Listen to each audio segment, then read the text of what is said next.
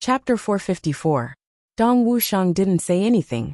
He didn't have any special reaction to Chu Yang blocking the saber for him. But his heart was still trembling and burning. Dong Wuxiang's character was different from Chu Yang's. He was somewhat similar to Gu Duxing. Chu Yang's character was that he would definitely do what he said. He was a man of his word. He would definitely say it after he did it. Chu Yang would never bury any of his achievements. In his previous life, he had seen many people who were too embarrassed to say what they had done and were misunderstood. He had seen many people who only knew how to do things but didn't say it. Therefore, Chu Yang understood a principle. If you don't say it, how would others know what you did? If you did it but didn't say it, how would others give you recognition? This was a world of competition. And it was a competition of life and death. He couldn't be stupid. After walking for several hundred feet, Chu Yang circulated his martial energy to activate the medicinal efficacy. He rubbed his hand gently. The wound had already scabbed. Although there was still some pain, it was no longer a big problem. This fact made Dong Wuxiang widen his eyes. Chu Yang smiled and patted his shoulder with his palm. He blinked and said, "Don't worry, I have elixirs. I'm not afraid of injuries." He blinked again and said, "So you guys shouldn't be afraid either." Dong Wuxiang widened his eyes. Suddenly he felt relieved and laughed loudly. This time, his mood was completely relaxed. Chu Yang also laughed happily. He scolded jokingly, "Damn, a saint-level sparring partner. I've really made a fortune this time. If that guy knew that I would recover so quickly, he would be depressed to death." Dong Wuxiang laughed so hard that he was out of breath. He said, "No anchor. Not bad. Haha." He laughed and laughed. Then he suddenly paused and said, "But whether it's a sparring partner or no matter what, I'll get my revenge from Elder Yu sooner or later." Dong Wuxiang's voice became low and deep. "Originally, my martial arts wish was to become a saber emperor. I didn't even think about becoming a saber monarch. But after meeting you, my goal changed to become a saber monarch. But now, I only have one goal, and that is to defeat Elder Yu and get my revenge. I will never forget this slash." Dong Wuxiang's eyes were fixed on the bee spoon as he looked into the void and said solemnly. Chu Yang smiled and didn't say anything. From the looks of it, defeating Duke Yu would probably become Dong Wuxiang's long-term goal. Having such a goal was a blessing. He pondered and said, "A moment ago, we were still talking and laughing freely, drinking at the same table. The next moment, we were already facing life and death, with cold blades and cold blades. Without friendship, without feelings, without benefits, just based on one's own emotions, just a whim. You can kill." And he killed someone who could barely be considered a friend. He sighed softly. "Wuxiang, Duke Yu has taught me an incomparably profound lesson, O heir. That's 3 days of Jianghu boss." Dong Wuxiang stepped on the thick pine needles, making rustling sounds. He said in a deep voice, "Lower 3 heavens and upper 3 heavens are 2 completely different planes. Boss, we have to be clear about this. If there comes a day when our brothers are no longer by your side, you must never, ever, ever be soft-hearted." Chu Yang nodded silently. "Don't let Duke Yu reveal his strength," Chu Yang exhorted. "I know." Dong Wuxiang's heart was heavy, seeing Duke Yu's earth-shattering saber. Dong Wuxiang felt his own insignificance from the bottom of his heart. That kind of feeling of death that shrouded his heart made Dong Wuxiang's heart tremble. "From now on, I don't want to feel that kind of feeling again." Looking at Chu Yang's bloodstained hand, Dong Wuxiang's heart throbbed again. "From now on, I won't let my brothers bleed for me. I don't want to feel that kind of heartache again. This requires strength." Dong Wuxiang didn't speak again, but his eyes became deep. A firm belief quietly rose from his heart. Perhaps even Chu Yang didn't know that Duke Yu's saber had changed Dong Wuxiang's lifelong belief and pursuit. From now on, he would only pursue the peak. When he returned to the camp, he saw Gmo and Luo Kudi wrestling with each other with bruises all over their faces. Dong Wuxiang had just experienced a life and death crisis. Seeing these two so mischievous at this time, he couldn't help but feel displeased. He stepped forward and gave each of them a kick, sending them flying. He roared, "What are you messing around for? Interesting, isn't it? Idle. Stand up. Master Dong will spar with you too." "Damn it. You're crazy. GMO turned over and jumped up. I'm your third brother. Third brother. Dong Wuxiang chuckled mischievously. He took down the dark saber that weighed 570 kilograms from his shoulder and held it in his hand. He said, since that's the case, I'll accompany third brother to exchange pointers. GMO's face fell immediately. Dong Wuxiang didn't say anything else. He shouted and pulled out his saber. A mass of saber light shrouded the two of them. GMO and Luo Kudi turned pale with fright. They reacted quickly and formed an alliance to fight against Dong Wuxiang. A moment ago, they were still fighting to the death. Now they were fighting side by side. The thickness of these two's skin made Chu Yang feel ashamed of his inferiority. Chu Yang shook his head and laughed. Suddenly, a sharp sword intent came from afar. The person hadn't arrived yet, but that kind of awe-inspiring aura had already made people feel cold all over. A faint voice said, "Why are you fighting?" "Ah, boss." The awe-inspiring sword intent suddenly turned into a spring breeze. A thin figure suddenly appeared. Gu Duxing. As soon as he saw Chu Yang, Gu Duxing rushed over in surprise. Chu Yang immediately turned around and greeted him with a smile. Both of them were inexplicably happy to see each other. Chu Yang sensitively saw that Gu Duxing's face was somewhat pale. Obviously, he was really injured and hadn't recovered yet. "Open your mouth," Chu Yang said. Gu Duxing didn't have time to speak. Just as he opened his mouth to speak, a pill was suddenly stuffed into his mouth by Chu Yang. In an instant, a stream of pure spiritual power gushed out from his dantian. His whole body felt so comfortable that he wanted to moan. Chu Yang patted his shoulder.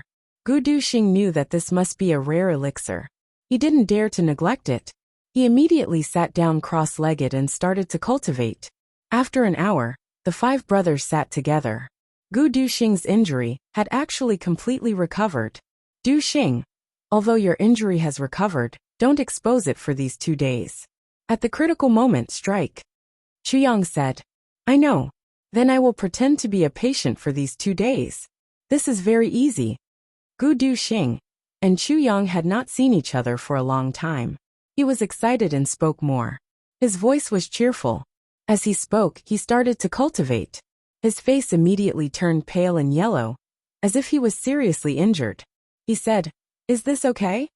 Luo Kudi and GMO burst out laughing at the same time. "Second brother Gu is really good." Gu Duxing knocked each of them on the head. "Damn it! If you call me second brother again, I will cut you up." Everyone laughed together. "There are still 2 days. In these 2 days, I will give you a special training." Chu Yang said slowly, "This is related to GMO's marriage. You can't be careless at all. Since GMO has taken a fancy to this daughter-in-law, we will not only fight for her, but also win her beautifully, fair and square. We can't allow any imperfections in our marriage." Chu Yang paused and said, "Others can't be relied on. We brothers must do our best. Understand?" "Yes." Gu Duxing, Dong Wuxiang and Luo Kudi all agreed solemnly. GMO's heart warmed. His eyes turned red. His lips trembled a few times. He resisted the excitement in his heart and said with a smile, "Good. When I get my daughter-in-law, I will get all of you drunk." Haha. His voice was trembling when he said the last 2 laughs. But none of the 4 laughed at him. Gu Duxing and Dong Wuxiang, who were known for their cold faces, gently stretched out their hands and patted GMO on the shoulder. "Brother, you understand. We also understand. After this heavenly armament pavilion will also open in 3 days. Chu Yang revealed a smile and said, "And this time, Aosia, O and Mo clans will provide us with a lot of money, especially Mo Tianyin. He will provide the biggest help to heavenly armament pavilion." Ha ha ha. Everyone laughed. They were overjoyed. Thinking of Mo Tianyun's miserable appearance when he lost his family fortune, this group of unscrupulous people laughed even harder. One day later, the sound of galloping cavalry rumbled outside the mountain. Looking down from the top of the mountain, one could see an extremely elite cavalry team, roaring from afar like a black dragon. Every single one of them was a rare and precious horse that was hard to find. Every rider on the horse was a 1 in 10,000 expert. They were as majestic as pine trees on the horses. Their figures were tall and straight. The horses were like dragons galloping horizontally and vertically. Their aura could swallow the rivers and mountains. The flag in the front was fluttering in the wind. The flag was black in color. A clump of golden bamboos stood tall and proud in the darkness. It fluttered in the biting cold wind of Mt. Dingjun. The aura of a sovereign overlooking the world spread out in a rampant and arrogant manner. Cheers erupted from different directions on Mt. Dingjun. They went straight to the sea of clouds. Countless flags of the dark bamboo were erected in succession. One could see that the entire mountain was densely packed with flags of the dark bamboo. As far as the eye could see, this momentum was truly heaven-shaking and earth-shattering. And it was extremely vast. The black stream of iron rushed into Mt. Dingjun without moving. It seemed as if they had turned a blind eye to the thunderous cheers of the people on the mountain. Jun Shizhu has arrived. Gu Duxing stood beside Chu Yang. He was looking at the cavalrymen rushing into Mt. Dingjun without any scruples. They were rushing all the way up. His eyes were emitting a fervent luster. This kind of power, this kind of might, and this kind of aura of a sovereign overlooking the world should belong to a man. But it now belonged to a woman. The cavalrymen of the dark bamboo had already rushed into Mt. Dingjun. A long trail of smoke and dust was rushing straight into the sky from the main road behind them. It's no wonder that they can unify the underworld forces of the three heavens. Chu Yang praised from the bottom of his heart. The black cavalrymen rushed onto the platform after a long time. They appeared on the platform with a rumbling sound. They then reined in their horses. The strong horses neighed and stood up. Then they stopped at the same time. The cavalrymen dismounted from their horses and stood straight beside their war horses. A graceful figure dressed in black slowly came down from the carriage and stood there. Her stature wasn't tall. In fact, she looked even shorter than a man. But she took a few steps forward, and an aura of disdain spread out from her body. An invisible power swept across Mt. Dingjun in a flash. At this moment, all the people in the mountains and plains were completely silent. This black figure slowly raised her head and insipidly said, "You've been waiting for a long time." Her voice wasn't loud, but it spread throughout the entire Mt. Dingjun. There was no reply. Then, she swept her eyes around and looked at the surrounding mountains. Suddenly, the entire mountain range felt as cold as the severe winter. The Lord of the Dark Bamboo, the leader of the underworld forces of the three heavens, Jun Shizhu, arrived. Even more, he was completely exhausted, begging for votes. To be continued. Chapter 455. Thank you for your hard work, Minister Jun. Thousands of people on Mt. Dingjun roared at the same time. Everyone mobilized their spiritual power. And they shook the entire Mt. Dingjun and raised the dust. It covered the sky. Jun Shizhu looked around and smiled. Her demeanor was reserved. She kept people at a distance and didn't speak again. Hundreds of knights formed two columns with a schwa sound and protected Jun Shizhu. Then, they walked towards Duke Yu's location in an orderly manner. Jun Shizhu's arrival signaled that this war was about to begin. All the major clans had sent important people to discuss this matter. Moreover, they wanted to see Jun Shizhu's attitude. Only one person looked in the direction of Jun Shizhu's troops, with a complicated expression on his face. He didn't speak for a long time. This person's clothes were as white as snow. His face was like jade. His demeanor was graceful and calm. His eyes were as deep as the sea. He was tall, and his hair was as black as ink. It was fluttering in the air. He held a purple jade flute in his hand, and it was emitting sparkling and translucent rays of light. Emotianji had been burning with anxiety after he had received Jun Shizhu's extortion order. He had immediately gathered 10 million in banknotes and had rushed over overnight to wait for Jun Shizhu. He had arrived several days ago, but he hadn't shown up. It was because he didn't want to meet Emotian. The two of them had the same mother, but they didn't like each other. Emotian wanted to pull out Emotianji's tendons and skin him whenever he saw him. And Emotianji felt both depressed and disgusted when he saw Emotian. Emotianji's plan was only a petty trick in Emotian's eyes. Moreover, it wasn't elegant. Emotian's plot was like a child's play in the mud in Emotianji's eyes. It was stupid, and stupid. Such a combination of three B's, made people feel disgusted at first sight. The two brothers had been harmonious on the surface a few years ago, but they had slowly developed into fighting and scheming against each other. Then it had gradually evolved into a turbulent undercurrent. Then it had advanced into an open and covert struggle. After that, it had slowly become irreconcilable hatred. However, he had no choice but to look for Mo Tianyun now. Mo Tianji's white clothes fluttered in the wind. His calm and gentle face. Mo Tianyun's bodyguard hurriedly went in to report. Young master, second young master has arrived. Second young master? Mo Tianji? Mo Tianyun snorted and said, let him in. Mo Tianji had already arrived outside the door. Before he finished speaking, he elegantly said, I'm here. Mo Tianyun, are you ready? Now that they were not in the house, both of them tore off their unnecessary masks of hypocrisy, calling him by his name. Humph. Mo Tianyun coldly snorted. With a gloomy face he walked out and stood at the door. He casually said, Mo Tianyun, as a younger brother of the Mo clan, don't you know how to greet the future clan head? Future patriarch? Mo Tianji sneered. Then he impatiently said, are you ready? Once you're ready, hurry up and bring Xiaowu back. I'm not interested, and I don't have the time to talk nonsense with you. Mo Tianyun snorted and said, of course I will save my little sister.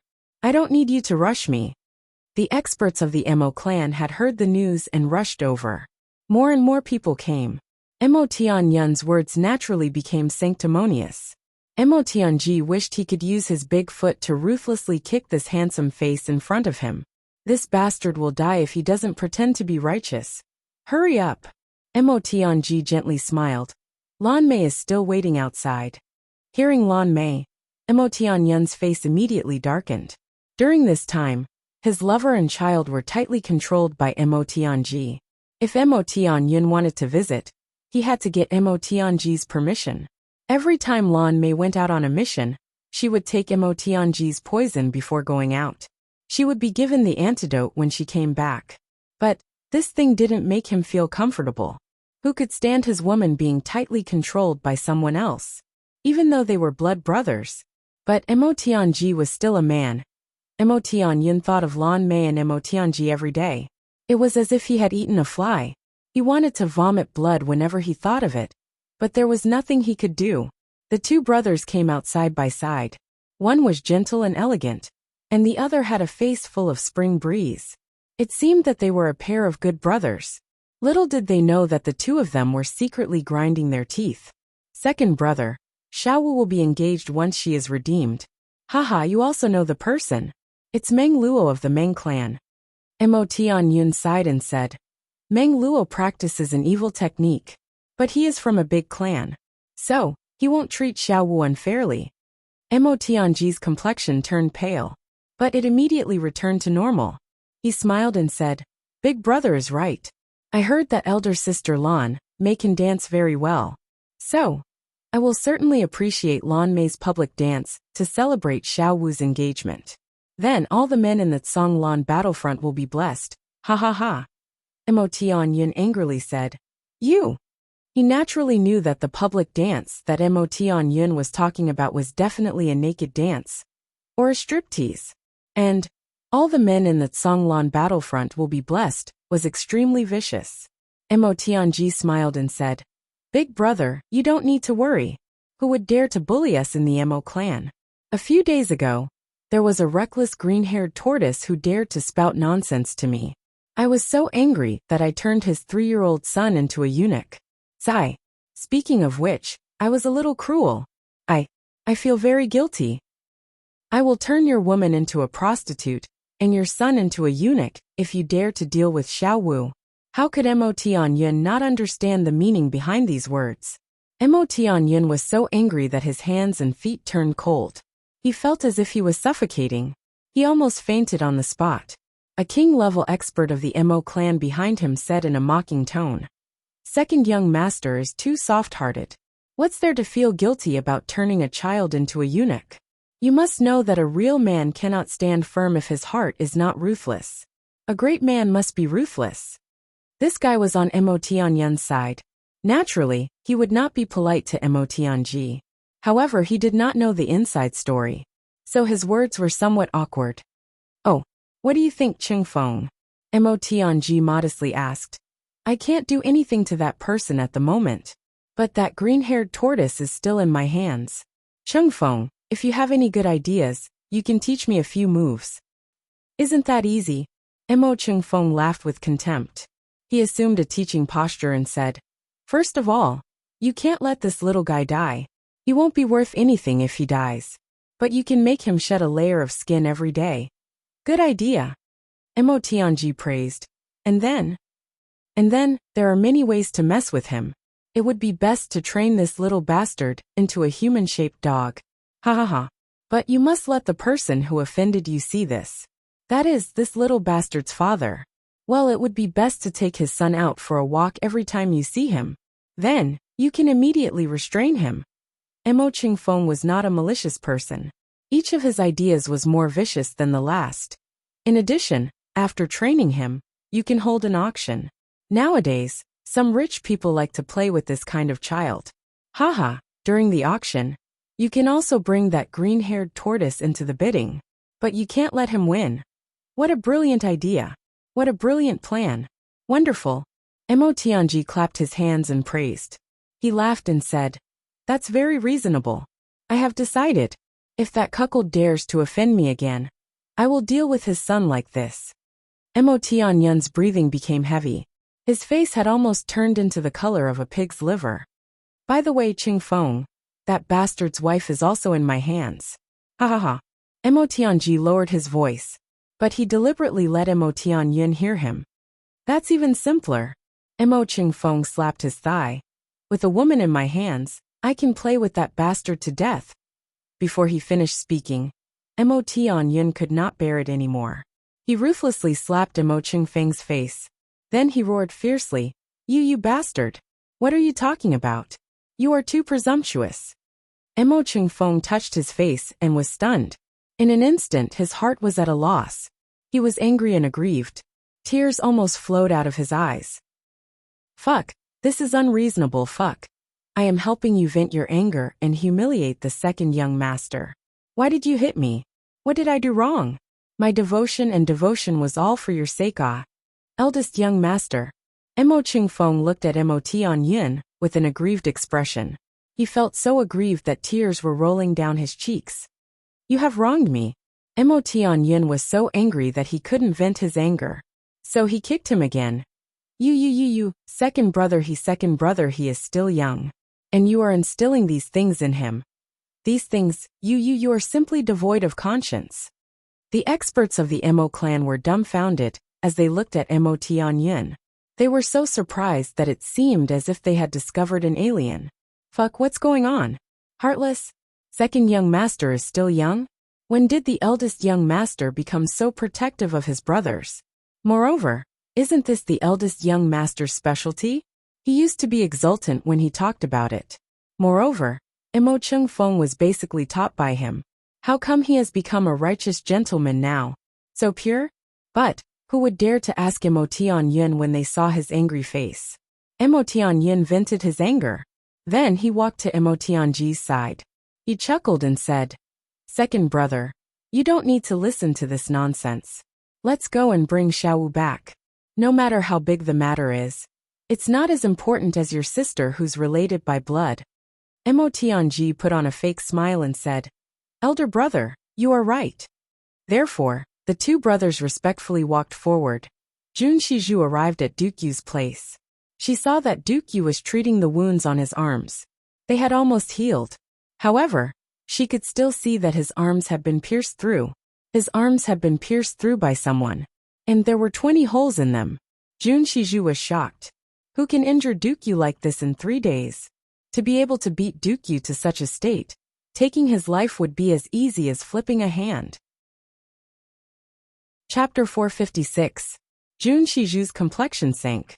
She then asked in a dignified manner, "Which old bastard came down?" Dukyu's expression was very strange. It seemed as if he was somewhat confused and perplexed. He didn't answer the question. Instead, he asked in a serious manner, "Shizhu, do you think that there is such a kind of sworn brother in this world? Jun Shiju was startled. She thought for a while and said, I can't say that there isn't such a thing. But I haven't seen it in reality. Dukyu nodded. He then said in a silent manner, but I've seen it. He sighed. So there really is such a thing. Human nature was the most despicable thing. Dukyu had never believed in feelings, especially when he encountered a so-called sworn brother in life and death situations. He would beat them until they were at the end of their rope. Then he would put forward a condition. Only one of them could survive. Dukyu would coldly observe the ugly human nature of these two people whenever he saw them killing each other. And he would toy with the so-called friendship to his heart's content. He would mercilessly whip and ridicule their so-called friendship. Then he would finally kill them. He had done such a thing more than once. No one had ever had the courage to exchange their own life for the life of their sworn brother in front of Dukyu. That was because they believed that a person like Dukyu would never sympathize with them. In fact, he wouldn't cherish heroes and honor heroes. However, Chu Yang had used his own flesh and blood to block a blade for Dong Wuxiang just a day ago. Dong Wuxiang had also sacrificed his own life for Chu Yang. Could it be that Dong Wuxiang didn't know that I could crush him to death with just one finger? He must have known. But why? This matter had subverted Dukyu's thoughts. Human nature is despicable. Everyone in the world can be killed. Jun Shiju didn't answer. She merely snorted and said, Who hurt you? Don't ask about this matter. Dukyu insipidly said, It's not as serious as you think. Jun Shiju nodded and said, It's fine as long as you know. She knew that no one would be able to ask Dukyu anything as long as he didn't want to say it. Asking him would be in vain. While they were talking, Jun Lulu and Emo Chingu also walked in. Emo Chingu had changed into a red dress, looking smart and adorable. Her delicate body, which had just begun to grow, was like a slender and elegant orchid that was about to bloom into a flower bud. Her small face was bright, and her fine black hair flowed down her head smoothly. A delicate butterfly made of red cloud steel spread its wings above her head, ready to take flight. Her eyes were black and white, and her long eyelashes were like a dream. Her expression was innocent with a hint of intelligence, and her pointed chin had a hint of stubbornness. Where is big brother Chu Yang? Is he in this mountain? Emo Chingu impatiently pouted and asked. She looked at Jun Lulu with pleading eyes. She had a delicate and pitiful look on her face. Chu Yang, Dukyu subconsciously said. I just fought with him. Ah. Emo Chingu's small mouth opened slightly. She immediately became anxious. Is he injured? Dukyu's spirit was shaken. He rolled his eyes and said, What does it matter if he's injured or not? Can't I just beat him up? No. Emo Chingu glared at him. She pouted and looked at Dukyu fiercely. Why did you beat my big brother Chu Yang? Dukyu scratched his head and looked at Jun Lulu. Where did this little girl come from? Did you bring this little girl to teach me a lesson? Jun Lulu couldn't help but chuckle and said, She's King of Helchu's darling. You can say that you beat King of Helchu in front of anyone but her. Did you really beat him up? Emo Chingu glared at Dukyu. Her eyes had turned somewhat red. Did you beat him up in pain? Dukyu immediately raised his hands in surrender when he saw Emo Chingu's clear eyes. I didn't beat him up. Instead, he beat me up. You look at me, you look at me. I'm so pitiful. Dukyu stretched out his arm to let this little girl see the injury on his arm. He wanted to gain some sympathy. He knew that Jun Shiju wasn't an outsider since she had brought her here. So he treated her as if she was a child. Emo Chingu heaved a sigh of relief, as if a heavy burden had been lifted from her shoulders. She said, You obviously can't beat him up. But, she rolled her eyes and said, I can't do anything if he beats you up. She jumped to Jun Lulu's side as she said this.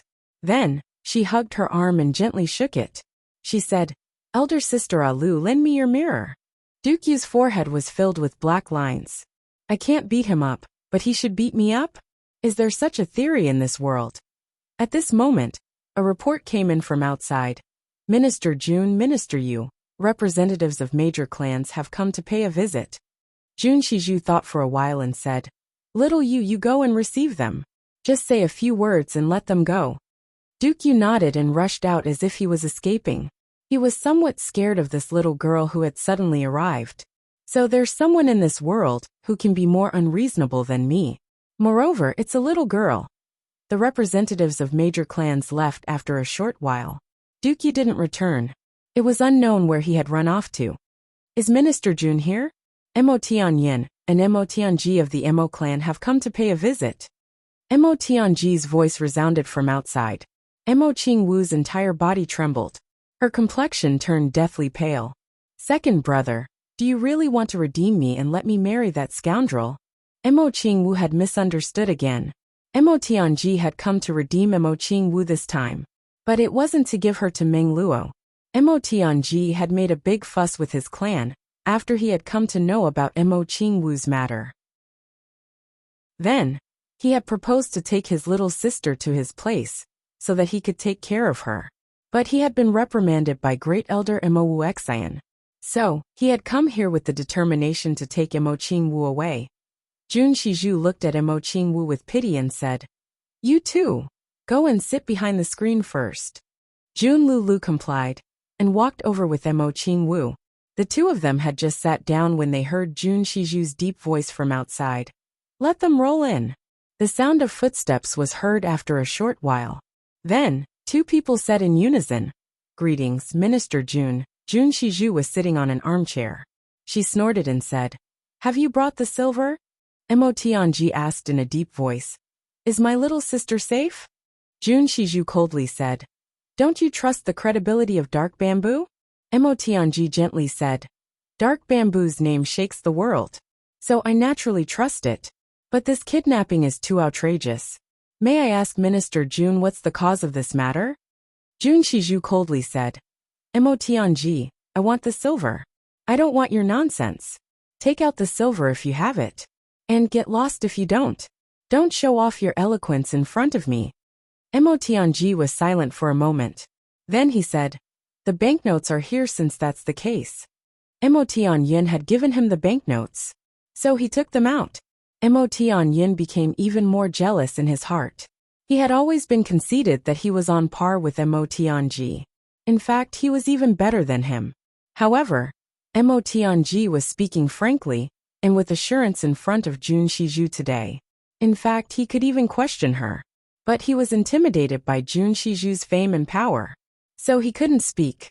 He was afraid that his voice would tremble if he spoke. However, he didn't know that Mo Tianji's heart was beating like a drum in the face of Jun Shizhu's deliberate coercion. But he was worried about his little sister. Moreover, he was filled with indignation. So he remained calm and collected. "Golden Hand!" Jun Shizhu coldly shouted. "Your subordinate is here." A person appeared in the tent with a schwa sound. "Hua Qiu, come and check the banknotes." Jun Shizhu insipidly said, "See if there's any mistake." Mo Tianji wrinkled his brows. "Jun Shizhu wants to play tricks? Are you kidding me? Who in the world would dare to give you fake banknotes? Would I make a mistake in front of you? I don't want to court death." Golden Hand Hua Qiu was a thin middle-aged man. His hands were dry and steady. He took the banknotes worth 10 million taels. Then, he wiped his saliva with his finger. Then, he started to count them one by one in front of Mo Tianji. Mo Tianji stared at him attentively as he counted the banknotes. His heart suddenly jumped. "This isn't right." Minister Jun Golden Hand Hua Qiu said in a puzzled manner. 10 million taels of banknotes? This is clearly 20 million taels of banknotes with 40 sheets of white paper. This is too much. Who did this? 40 sheets of white paper. Jun Shizhu's complexion sank. Is that so? Wait a minute. Mo Tianji shouted. He had already counted the banknotes before he came here. 10 million taels of banknotes wasn't a small amount. How could they turn into white paper here? That guy must have done something. But his movements are so slow. How did he do it? I didn't even see it. Can I take a look? Mo Tianji asked. Golden Hand Hua Qiu didn't seem to understand. He nodded foolishly and said, "Okay." Then he handed the banknotes back. Mo Tianji took them, and his heart sank. It feels different. He turned them over a little, and saw that they were all white paper. He couldn't help but feel dizzy. What's going on? Jun Shizhu frowned and asked. Mo Tianyin angrily said, "What's the meaning of this? Minister Jun, Even a thief has a code of conduct. Blackmail shouldn't be done like this. He couldn't stay calm. After all, he was a pauper at the moment. He didn't have any money. He wouldn't be able to get even a single cent if the bet wasn't over. He would lose face if Jun Shiju blackmailed him. Jun Shiju's phoenix-like eyes turned cold. She narrowed her eyes and coldly said, "Blackmail you? So what?" Mo Tianji looked on with cold eyes. He saw that Jun Shiju's limpid eyes had begun to emit a murderous aura. He couldn't help but shiver in his heart. He knew that the opposite party had blackmailed him for 40 million taels. So he hastily said, "It must be little brother's negligence. Hee, I remember that I had some white papers in my bosom. I must have mixed them. Please forgive me, Minister Jun. I will make up for it." Jun Shiju meaningfully looked at Mo Tianji. Then she faintly smiled. "Is that so?" She couldn't help but say in her heart, "This Mo Tianji is worthy of the title Master of Calculation and Manipulation. He has seen through my intention to deal with them. I don't really want the 40 million taels of banknotes." However, she saw Mo Tianji take out the banknotes. He then said with a smile, "I will give you the banknotes one by one this time. Don't count them wrong." Jun Shiju smiled and said, "All right, take them." Mo Tianyin finally felt relieved. He said, "I'll have to trouble Minister Jun. Please ask my little sister to come out. Minister Jun is very busy. We won't disturb you any longer. We will take my little sister back. Thank you very much for taking care of her during this time." Mo Tianji had paid the banknotes. So Mo Tianyin naturally had to come out and play the good guy. Jun Shiju frowned and said, "What? Mo Tianyin, are you sure? When did I say that you can take her away after paying the banknotes?" Chapter 457. Mo Tianyin stared blankly. He scratched his head and asked, "What is the meaning of this, Minister Jun?" He thought, "What kind of rule is this if you don't release her after paying the money?" Jun Shiju coldly said, "Didn't you read the letter clearly? And now you are looking for me to release her? What a joke." Mo Tianyin and Mo Tianji were stunned. Both of them took out the extortion letter from their bosoms and read it again. Then they looked at each other in dismay. "There's no problem. Read it out," Jun Shiju said. "The daughter of Mo clan, Qing Wu, is currently in Dark Bamboo hands. Quickly pay 10 million silver taels. Otherwise the hostage will be killed." Mo Tianyin read it out in a puzzled manner. He frowned but didn't find any problem. Mo Tianji's eyes flashed, and he immediately realized that this was bad. Jun Shiju sneered and said, "I only said that I wouldn't kill the hostage as long as you pay the money. When did I say that I would hand her over to you? Don't tell me that your sister can eat my food, drink my water, wear my clothes, use my things, and live in my place without paying money?" Mo Tianyin was flabbergasted. He was so angry that he couldn't speak. "These 10 million silver taels are only for your sister's food expenses," Jun Shiju insipidly said. "Please go back if you don't have anything else to say. Of course, you're welcome to stay here if you want to. You only need to pay 10 million silver taels for food expenses." Behind the curtain, Jun Lu tightly covered her mouth to prevent herself from laughing out loud. "I didn't expect that my elder sister had such an idea. It's a brilliant plan." Mo Tianyin stood outside the door. He angrily asked, "Why did you pull me out? You can still go in." Mo Tianji said, "As long as you can come up with 10 million silver taels." Mo Tianyin snorted and said, "Then, why did you give her 40 million silver taels? That's clearly extortion. I said that you're stupid. But you're stupid to this extent." Mo Tianji looked at him with contempt and said, "Jun Shiju is looking for trouble. Can't you see that? You and I would have been out of luck if we hadn't paid the money. That 10 million silver taels is extortion.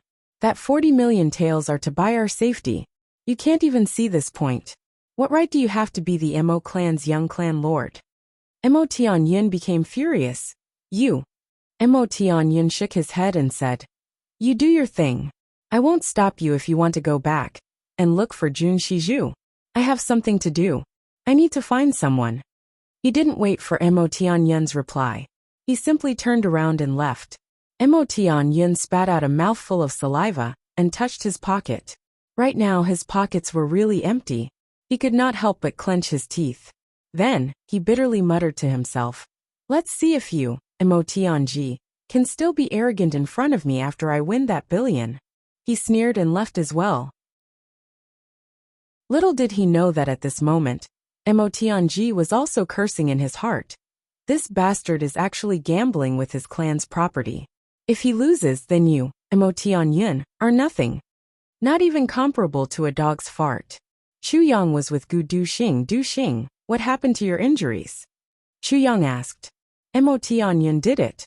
Gu Duxing casually said, I heard about this matter. So, I went to look for Emotion to settle the score. But, I ended up being besieged by him, and a large number of experts.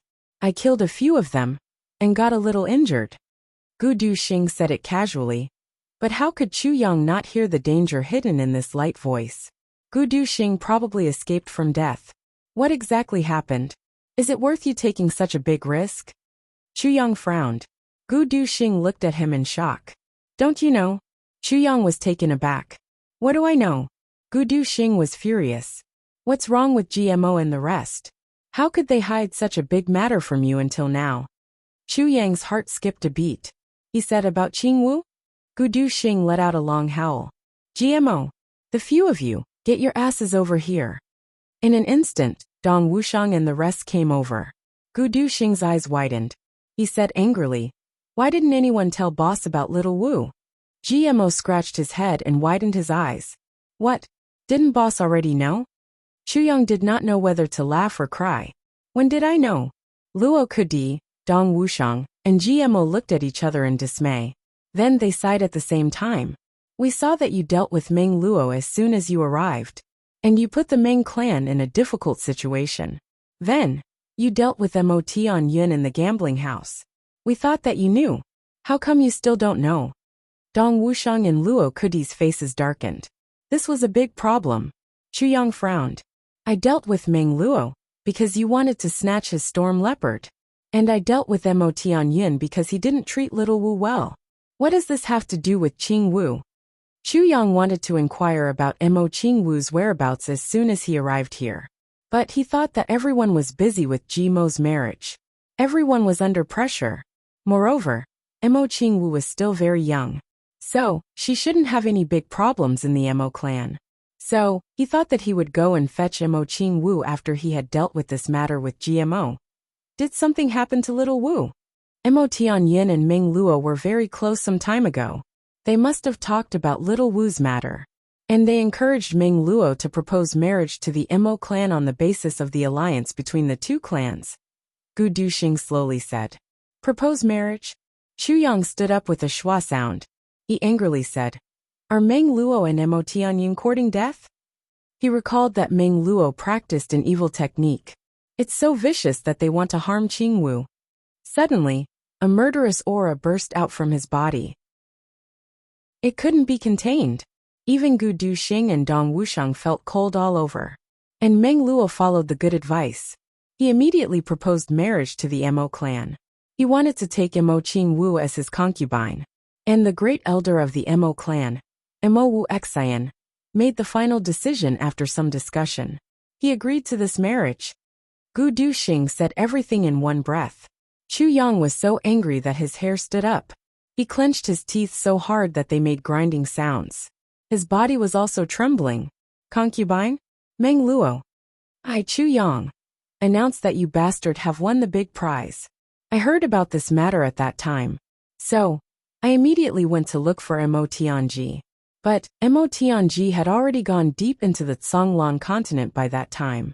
So, I turned back and went to look for Emotion, hee, and fought with him. Gu Duxing's eyes exposed a cold ray of light as he said, but big brother, you're here now. So you should make the decision. You don't need to have any misgivings. We'll do whatever you say. Dong Wushang and the other two said in unison, that's right. Little Wu is only 11 years old. The Mo clan is obviously devoid of conscience. Big brother, don't worry. We'll do whatever you say. Humph. It seems that I was too lenient. Chu Yang was extremely regretful. Motherfucker. How could I have let that bastard Meng Luo go back alive, if I had known about this earlier? Someone rushed in from outside. An imperial guard reported, "Second young master, there's a matter." Dong Wushang, GMO, and Luo Kudi turned around at the same time. "Which second young master did you call?" The imperial guard's forehead was full of sweat. "Second young master Dong. The second young master of the Mo clan, Mo Tianji, has come to pay a visit. He said that he has an important matter to discuss with you." Chu Yang's eyes turned cold as he said, "Let him come here. I'm looking for him to settle the account." The imperial guard didn't dare to stay any longer when he saw that the faces of these masters had turned as cold as frost. He rolled and crawled, and immediately rushed back. Someone hurriedly came in after a short while. He said from afar, "Dong Wushang, is Chu Yang here?" It was Mo Tianji, and the person he was looking for was Chu Yang. Mo Tianji had already known that Chu Yang had arrived in the three heavens, but he felt that he didn't have the face to see Chu Yang. "I couldn't even protect my little sister. She had given me a peerless treasured saber, but my own clan had snatched it away. This is such a shameful thing. How can I explain this to Chu Yang?" He recalled how Chu Yang had earnestly entrusted him with a task when they had parted in the past. He had solemnly vowed to protect Chu Yang, but he hadn't done anything yet. So, how could he not feel ashamed? Therefore, he had immediately hidden away in shame when he had found out that Chu Yang had arrived at Mt Dingjun. In fact, he didn't even have the nerve to participate in such a lively gambling event. He couldn't wait to hide from Chu Yang. But Jun Shiju's matter had been exposed. So, Mo Tianji had to thicken his skin and look for Chu Yang even if he was embarrassed. After all, he had heard that Chu Yang and Duke Wei were friends. Moreover, Duke Wei had taken the initiative to act as a notary for the gambling event between Chu Yang and his elder brother. Therefore, he had immediately come to look for Chu Yang. Retrieving Mo Qing Wu would be a piece of cake, as long as Chu Yang was willing to ask Duke Wei to act on his behalf. It must be said that Mo Tianji's brain worked exceptionally fast.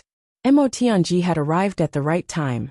He had arrived just in time for Chu Yang's outburst of anger. So he had hit the jackpot. "Chu Yang, you're here." Mo Tianji was pleasantly surprised. "I've come to ask you for a favor." "You still have the nerve to ask me for a favor?"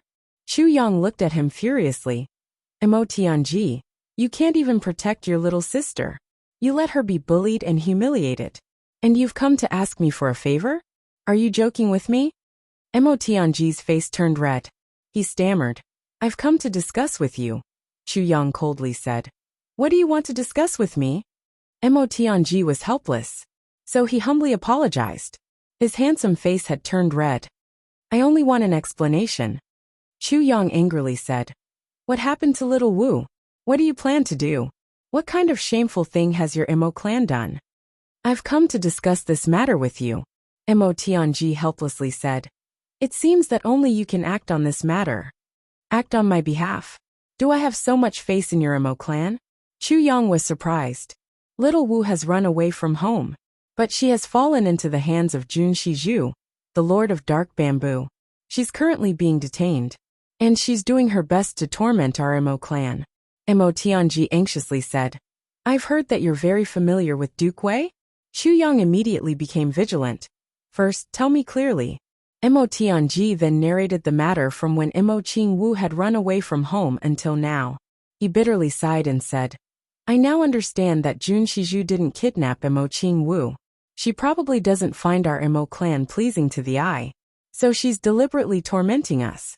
I wouldn't have had any objection if this matter didn't involve little Wu, but the problem is that the little house is with her." Chu Yang frowned and said, "What do you plan to do with little Wu if she gets out? Send her back to the clan?" "Sending her back to the clan is impossible," Mo Tianji resolutely and decisively said. "I will take her far away."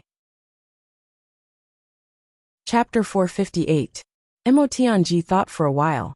Then, he made a prompt decision and said, "All right.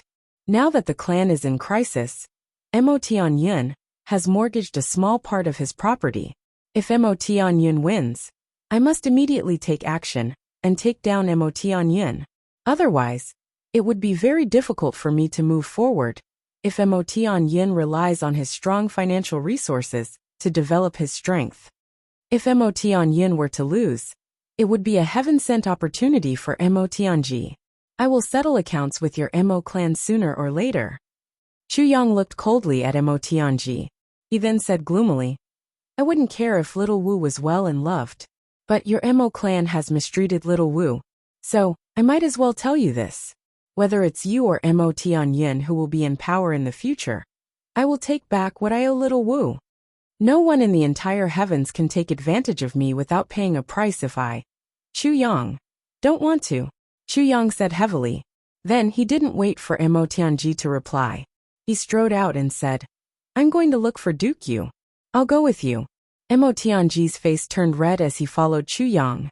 He had never been scolded in such an embarrassing manner. However, Mo Tianji had no choice but to swallow it. Who told your clan to be so useless and heartless? You guys don't need to go. Seize the time to cultivate. We can't afford to lose tomorrow's battle, Chu Yang said to Gu Duxing, and the others who had followed him. Gu Duxing nodded. He took his brothers back to continue their training. Brother Chu, why are you so good to my younger sister? Mo Tianji could see that Chu Yang was much more attentive to Mo Qingwu than to her elder brother. I like Qingwu very much, Chu Yang replied vaguely. But, you like her too much. Mo Tianji muttered in his heart. But he didn't dare to say it out loud. Chu Yang naturally didn't dare to let him know that he liked his younger sister. He wanted to wait for her to grow up, so that he could marry her. Mo Tianji would fight him to the death if that happened. Yi is as beastly as Meng Luo. Don't worry. I will clean up the evil tendencies in the Mo clan bit by bit if I have the power. Mo Tianji sighed and said, Brother Mo, I have something to say. But, I don't know if I should say it or not, Chu Yang said as he walked. Please speak. Setting your sights on only one clan is a bit limiting. Moreover, it's not flexible enough, Chu Yang said in a careful manner. How could I not know? Mo Tianji let out a long sigh. Mo Tianyin and I were fighting for power. Could it be that I, Mo Tianji, was fighting for the position of the clan lord? I, Mo Tianji, have deep feelings for my clan. He couldn't bear to see his clan fall at the hands of Mo Tianyin. Mo Tianyin is narrow-minded. He is vicious and merciless. He will do anything to achieve his goals. The Mo clan cannot fall into his hands. He took a deep breath and said, I want to bring my clan and charge into the upper three heavens. Fulfill the wish of the Mo clan's ancestors for dozens of generations. Chu Yang remained silent. He sped up and said, I wish you success. The two of them hurriedly rushed forward, and soon arrived at the place where Duke Yu was. Brother Yu, Chu Yang has come to visit. Please come out and meet me, Chu Yang shouted. His voice spread far and wide. Inside, Mo Qingwu jumped up and danced in the air. It's elder brother Chu Yang. This voice would appear in her dreams almost every night. It would always gently comfort her. Xiaowu, don't be afraid. Xiaowu, you have me. Xiaowu. Now she had finally heard it. Mo Qingwu jumped up and cheered. Then she fell down, and suddenly became startled. She pricked up her small ears, and nervously listened to the outside. She suddenly grabbed Jun Lulu's hand and anxiously said, Elder sister Alu, did I hear wrong? Someone was really shouting, right? That was elder brother Chu Yang's voice, right? I wasn't dreaming, right? Jun Lulu held back her laughter and said, I didn't hear it. Mo Qingwu hung her head dejectedly. She sat down on the ground and said, Am I really dreaming? Jun Shiju's voice resounded. Alu, you look after this little girl. I will take a look at this king of hell Chu. Mo Qingwu was startled. Then she became ecstatic. So it wasn't a dream. She got up and was about to rush out. But Jun Lulu didn't manage to grab her. She saw that this little girl had reached the door and had quickly turned around and ran back. She plunged her head in front of the mirror and anxiously looked left and right. Then she turned around and rushed out again. Jun Lulu's eyes were sharp, and her hands were quick. She held her and whispered, Don't worry. Let your elder brother Chu Yang and elder sister talk business first. Then, I will give you to your elder brother Chu Yang. Mo Qingwu's eyes were filled with tears. She revealed an intensely unwilling look. But she eventually nodded in a well-behaved manner. I want to listen, Jun Lulu repeatedly agreed. Okay, okay. As long as you don't make any noise. Mo Qingwu silently nodded. Then she lowered her head. Her eyes were already red. After the ecstasy passed, she only felt boundless grievances bubbling up in her heart. I want to tell elder brother Chu Yang about everything. I've suffered too much in the past year. Boo-hoo! The sound of footsteps came from outside. Chu Yang shouted. Then he saw someone come out and invite him in. He walked inside without thinking. Mo Tianji also wanted to follow him, but he was stopped by an imperial guard. The guard said, Minister Jun only wants to see Minister Chu. Mo Tianji was helpless. He had no choice but to wait outside. Chu Yang walked in and saw a black-clothed woman. She was standing in the room with her back towards him. Her hair was like a cloud of mist, and her figure was graceful. She was wearing ordinary black clothes, but it gave people a feeling that she was in the clouds. It seemed as if she was an ethereal immortal. She was riding the clouds and riding the wind. Your Excellency is... Chu Yang's pupil shrank. He faintly guessed, Minister Jun, right? Minister Chu has good eyesight. Jun Shiju slowly turned around.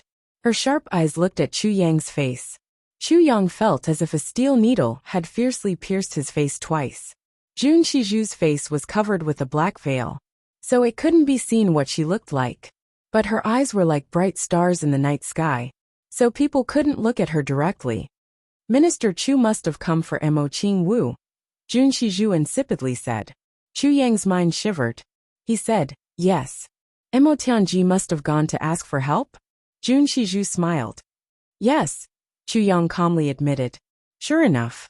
I deliberately made things difficult for Mo Tianji, because I wanted Minister Chu to come here for a chat. Jun Shiju's voice contained a cold smile as she said, I would have given you too much face if I had come to pay you a visit. So, I had no choice but to resort to this plan. Minister Chu, please don't take offense. Chu Yang smiled. Minister Jun is an expert of this generation. You're a senior expert. You have a high position and power. You're the overlord of this generation. So Chu Yang should have come to pay a visit to you. Jun Shiju had unleashed her imposing aura when Chu Yang had come in. She had turned around and created an aura of a monarch overlooking the world. And this aura had shrouded Chu Yang. At the same time, she had been carefully observing Chu Yang's expression, voice, eyes, and even the movements of his muscles. However, she had discovered that Chu Yang hadn't changed in the slightest. He was the same as he had been when he had come in. He was neither arrogant nor overbearing. In fact, even his pulse hadn't changed. It was rare to see such a young man with such willpower among the heroes of the world. Jun Shiju's eyes slightly flashed with a mysterious light. She thought, no wonder little Yu values him so much. This young man is really extraordinary. Minister Jun, there's no harm in speaking your mind, Chu Yang said. Minister Chu, what do you think of my dark bamboo? Jun Shiju pondered for a moment. Then she suddenly asked. Dark bamboo dominates the upper three heavens, so it's naturally a first-class force. Chu Yang pondered for a moment and said, such a force is enough to dominate a region, even in the upper three heavens. It's a pity that there are few top-notch experts. Otherwise, dark bamboo wouldn't have been the ruler of the upper three heavens.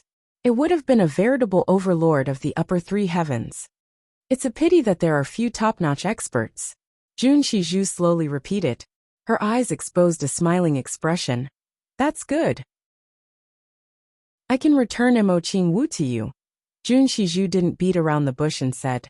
But, I want Minister Chu to promise me something. Or, give me a promise.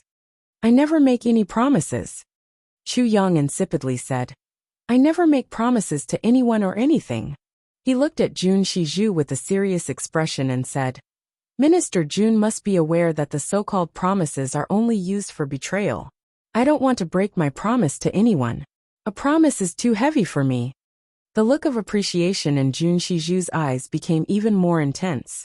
She said, that's good. Then, you don't have to promise me anything. But, Minister Chu, you have to promise me something at an appropriate time in the future.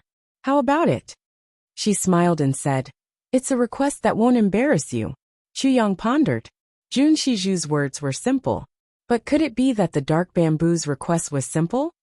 Minister Chu has just arrived here. So you can't contend with a big clan yet.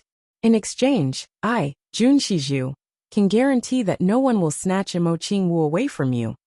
Jun Shizhu smiled and stated her condition. Alright. Chu Yang made a prompt decision and agreed. This was the most troublesome matter for him at present. It's a deal. Even a galloping horse can't catch up. Both of them looked at each other and smiled. Jun Shizhu felt relieved in her heart. This way, we'll have an opportunity to turn things around when that peerless master arrives. Moreover, there's still some time left. Chu Yang will be entangled with many things during this period of time. He will be in constant trouble. Moreover, his ambition will be very big. So, why would she worry about her relationship with Chu Yang?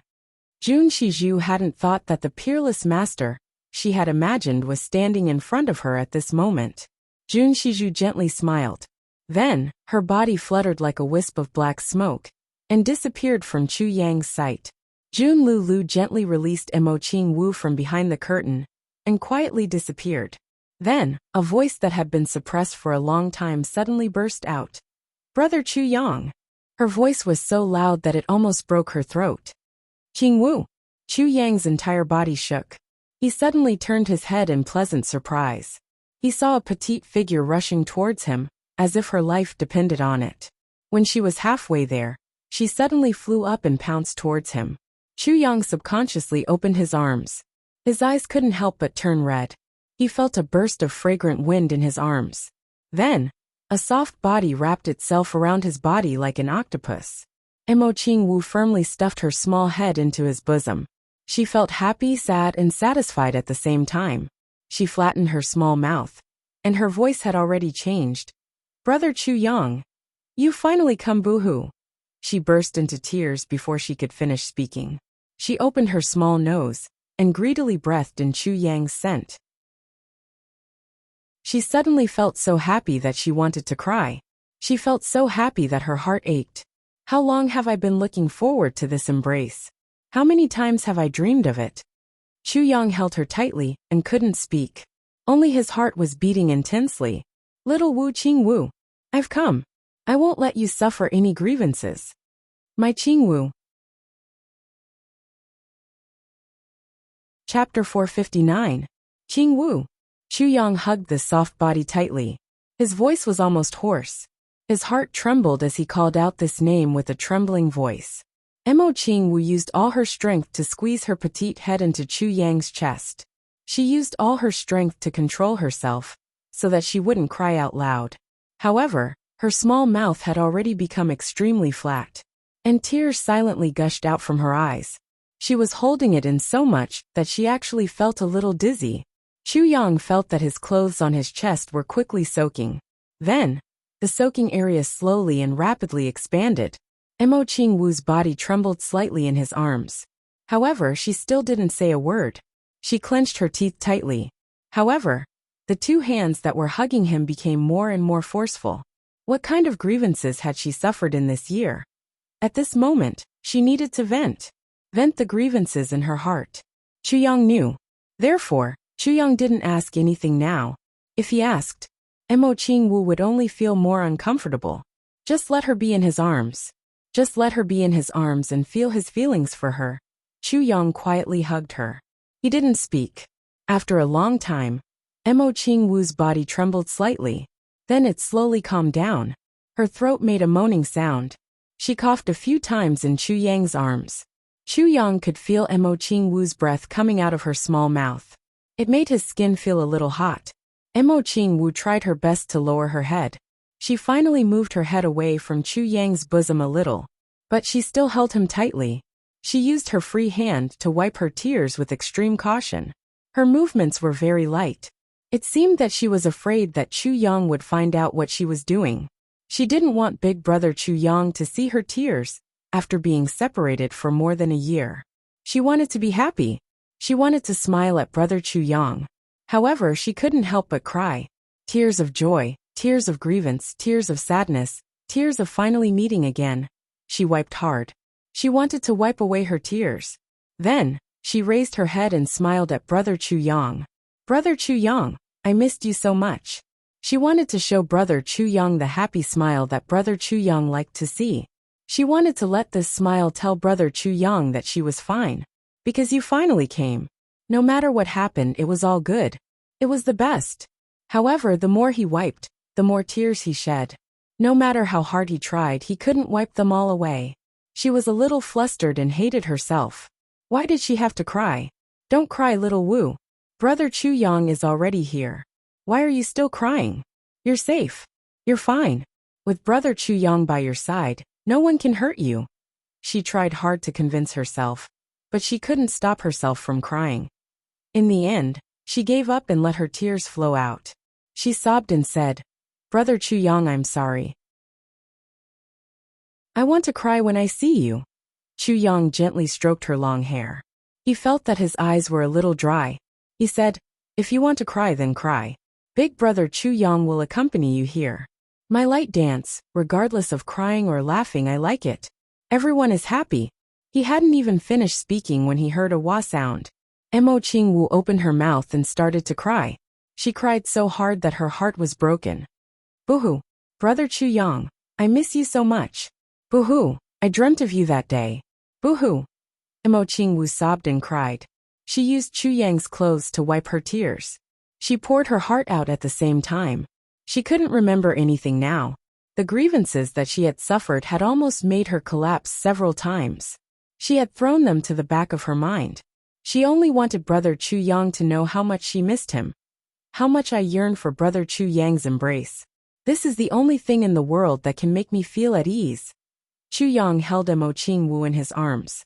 He slowly walked a few steps and sat down on the armchair that Jun Shizhu had sat on. He let this delicate and small body kneel on his lap. He tenderly looked at Mo Qingwu as she sobbed and poured her heart out. Her rosy little mouth flattened. There was a look of grievance on her face. She was very careful. It seemed as if she was afraid that Brother Chu Yang would get tired of her. Gradually, the careful look disappeared. What was left was only grievance and longing. Slowly, the grievance also disappeared. What was left was only longing. It seemed as if Mo Qingwu hadn't felt any grievance or pain in the past year or so. There was only longing. There was nothing else. Mo Qingwu lowered her head as she spoke. But she slowly began to gather the courage to raise her head and look at Chu Yang. Her eyes were brimming with tears. There was still grievance in the depths of her eyes. But it slowly began to flash with shyness and joy. Mo Qingwu's tears finally stopped. She looked at Chu Yang in a daze. Then she hugged Chu Yang's neck. Her face slowly turned red, and her eyes became swollen like peaches. She bit her lips and timidly asked, Brother Chu Yang, do I look ugly now? Chu Yang shook his head vigorously. What are you talking about? My Qingwu is always the most beautiful at any time. Brother Chu Yang can't get enough of looking at you. Mo Qingwu felt relieved. She smiled. She gently stuck her face on Chu Yang's chest and said in a low and satisfied voice, Brother Chu Yang, I'm very happy. I'm very happy. Then she closed her eyes and listened to Chu Yang's heartbeat. She felt the warm aura of Brother Chu Yang's body. She curled up in his arms like a soft kitten. The corners of her mouth exposed a trace of a touching smile. Her little mouth finally curled up in happiness. I'm not afraid at all. I'm not flustered at all. I don't have to worry at all. I don't have to feel wronged at all. Brother Chu Yang is here. I don't have to worry about my things being taken away by others. I don't have to worry about being given away as a concubine. I don't have to worry about people looking down on me and abandoning me. Brother Chu Yang will protect me. Definitely. Everything is fine. Chu Yang's heart was peaceful and satisfied. Hugging this delicate little body, he seemed to feel that his life was finally complete. Brother Chu Yang, I'm very happy. This sentence was also silently said in his heart. Qingwu, I'm also very happy.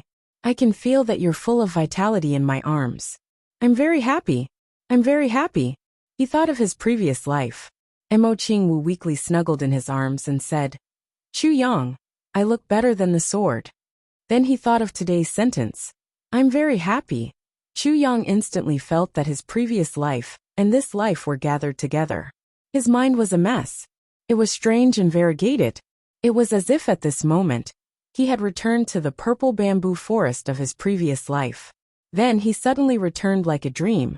Feeling the warm and soft body in his arms, Chu Yang suddenly felt a burst of satisfaction. He silently said, "Qing Wu, if there is a next life, I will dance with you under the heavens. I'm satisfied.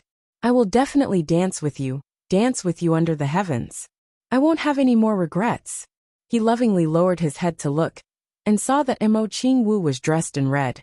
Her soft hair was draped over her shoulders, and the red cloud steel butterfly was flashing on her head. She didn't have any other accessories besides this butterfly. Her long eyelashes softly stuck to her eyelids. Like a tired butterfly, she began to stop.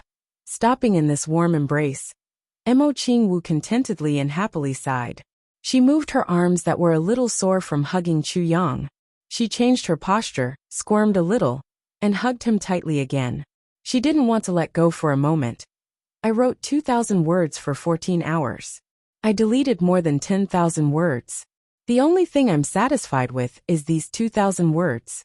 When I typed the title Brother Chu Yang, I'm so happy. My heart suddenly turned sour, and tears started to fall out of my eyes. I'm very happy, because I wrote the feeling I wanted. Chapter 460. As the sun set in the west, rays of multicolored light shone upon the forest in the mountains, making it look like a sea of flowing light. Chu Yang carried Qing Wu and walked out with a smile. It was as if he had walked out of a fairy tale. His black robe fluttered his figure tall. Qing Wu, dressed in red, lay in his arms. The sunlight on the horizon seemed to embed a layer of gold on Chu Yang and Qing Wu's bodies. At least, in Tianji's eyes, it was a kind of beauty that shook his soul in an instant. This feeling was so harmonious, so touching. Qing Wu seemed to have grown on Chu Yang's body, and would not come down no matter what. From time to time, she would raise her head and smile at Chu Yang.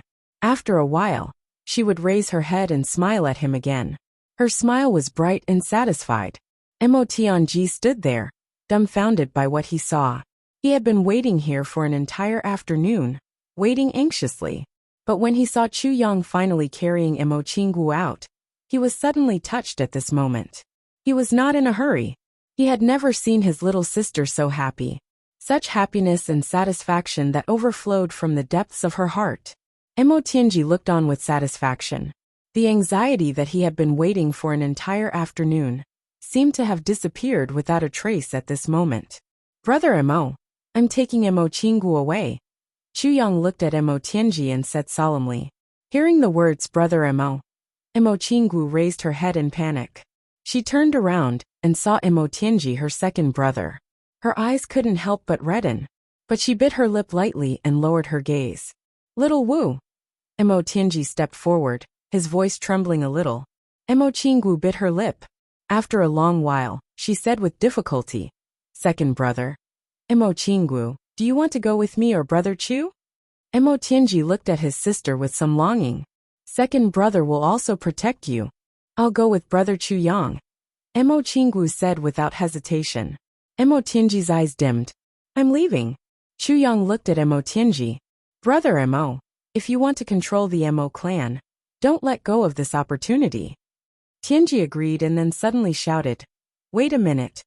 After he finished speaking, he ran over and looked at Qing Wu and said, "Little sister, I have a question that I have always wanted to ask you, but I didn't have the chance.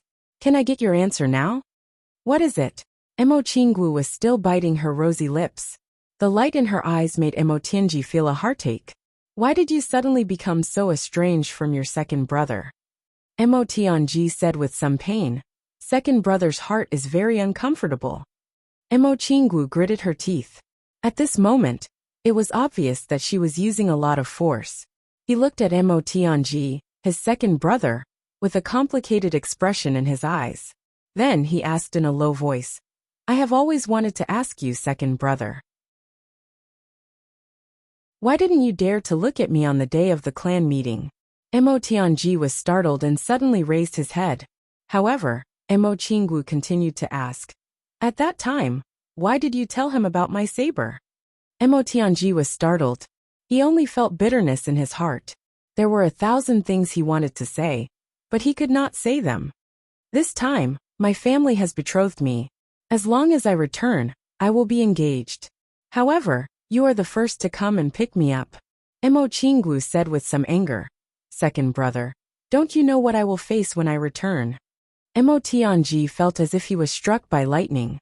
He took 3 steps back. He finally knew where he was wrong. He was wrong not to say it. He did all kinds of things, but did not make it clear. These 3 things were all for Mo Qingwu's good. At that time, he did not dare to look at her, because he could not bear to see his younger sister sad. However, he forgot that his younger sister was the most helpless at that moment. She needed someone to look at her and show that they were on her side. That way, she would feel much better.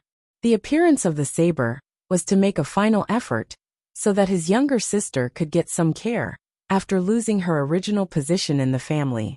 However, he neglected that his younger sister had nothing. At that time, that saber was all her hope and spiritual sustenance. However, he cruelly took it away. Now he came to pick her up so that he could take her away and not let her return to the family to accept that cruel fate. However, he did not say it out loud either. His younger sister thought that he was sending her back to the fire pit. Who could he blame? Could he blame his younger sister for being too sensitive? However, if it was anyone else, how could they not be sensitive in that kind of situation? How could they not be sensitive? Chu Yang sighed and said, Qinggu, your second brother truly loves and cares for you. There is absolutely no falsehood in it.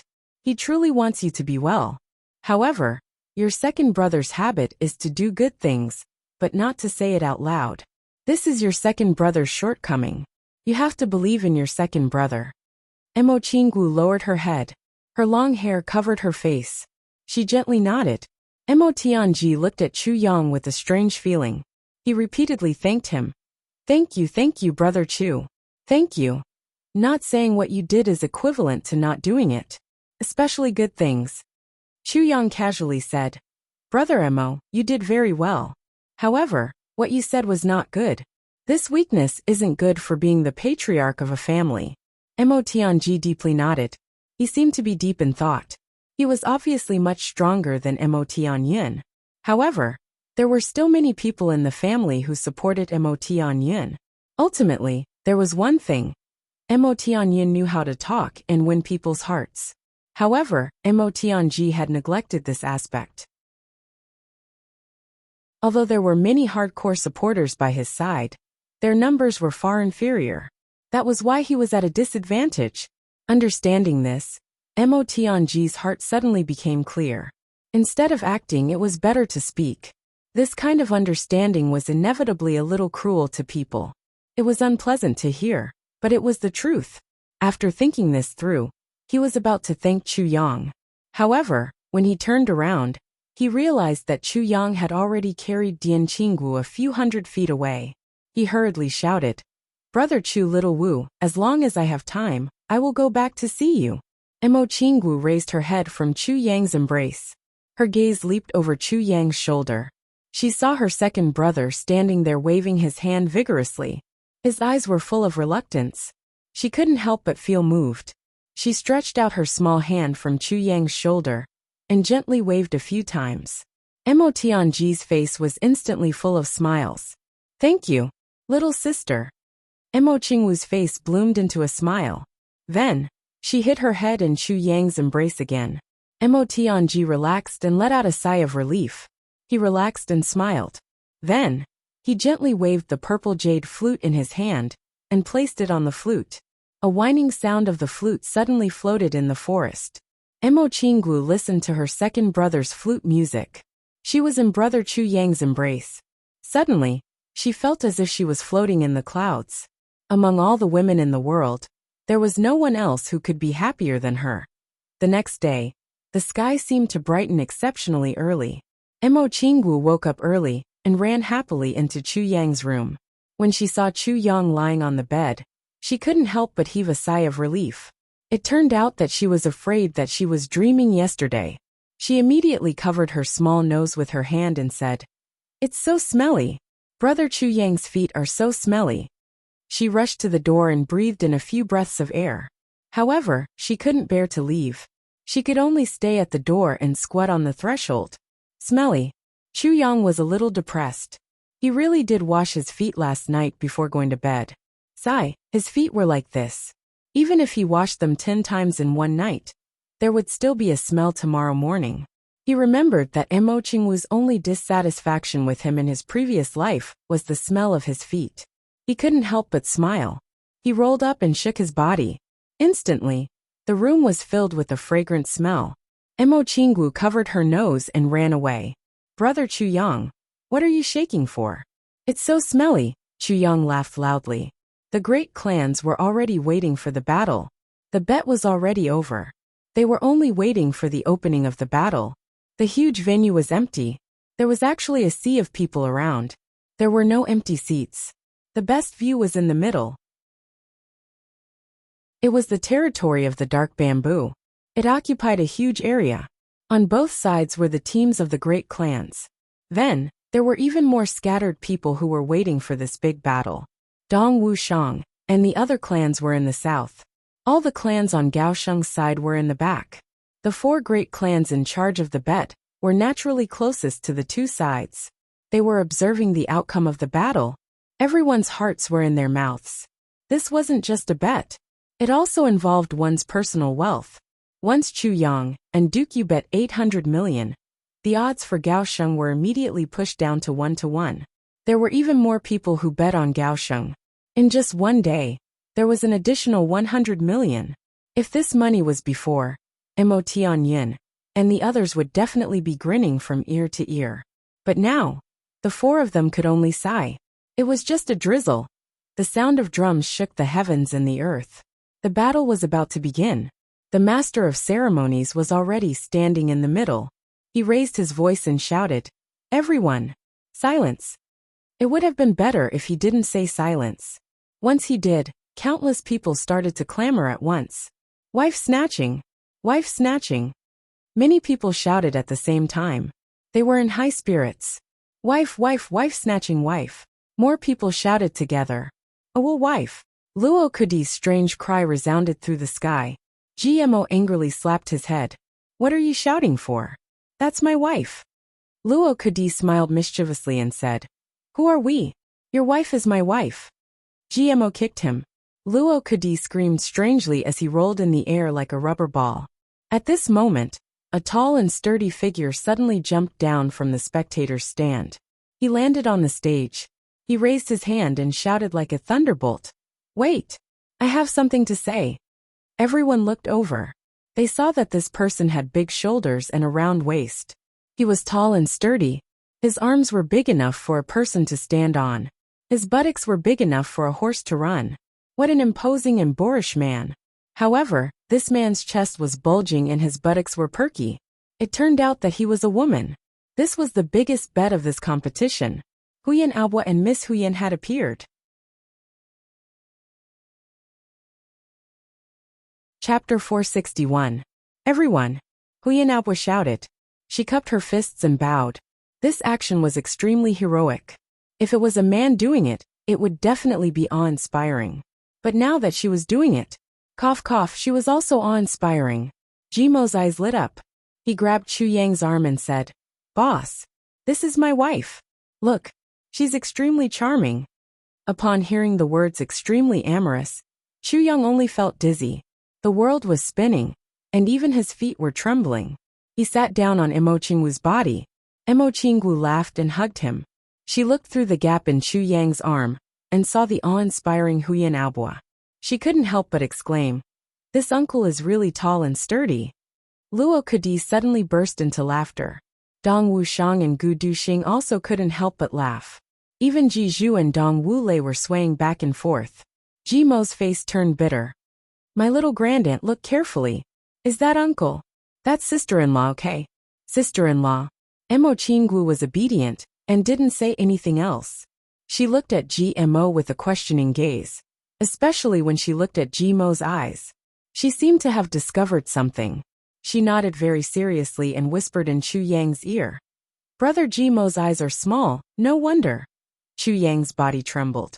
On the other side, Gao Sheng's face was as black as charcoal. Everyone. As you all know, this battle is for me.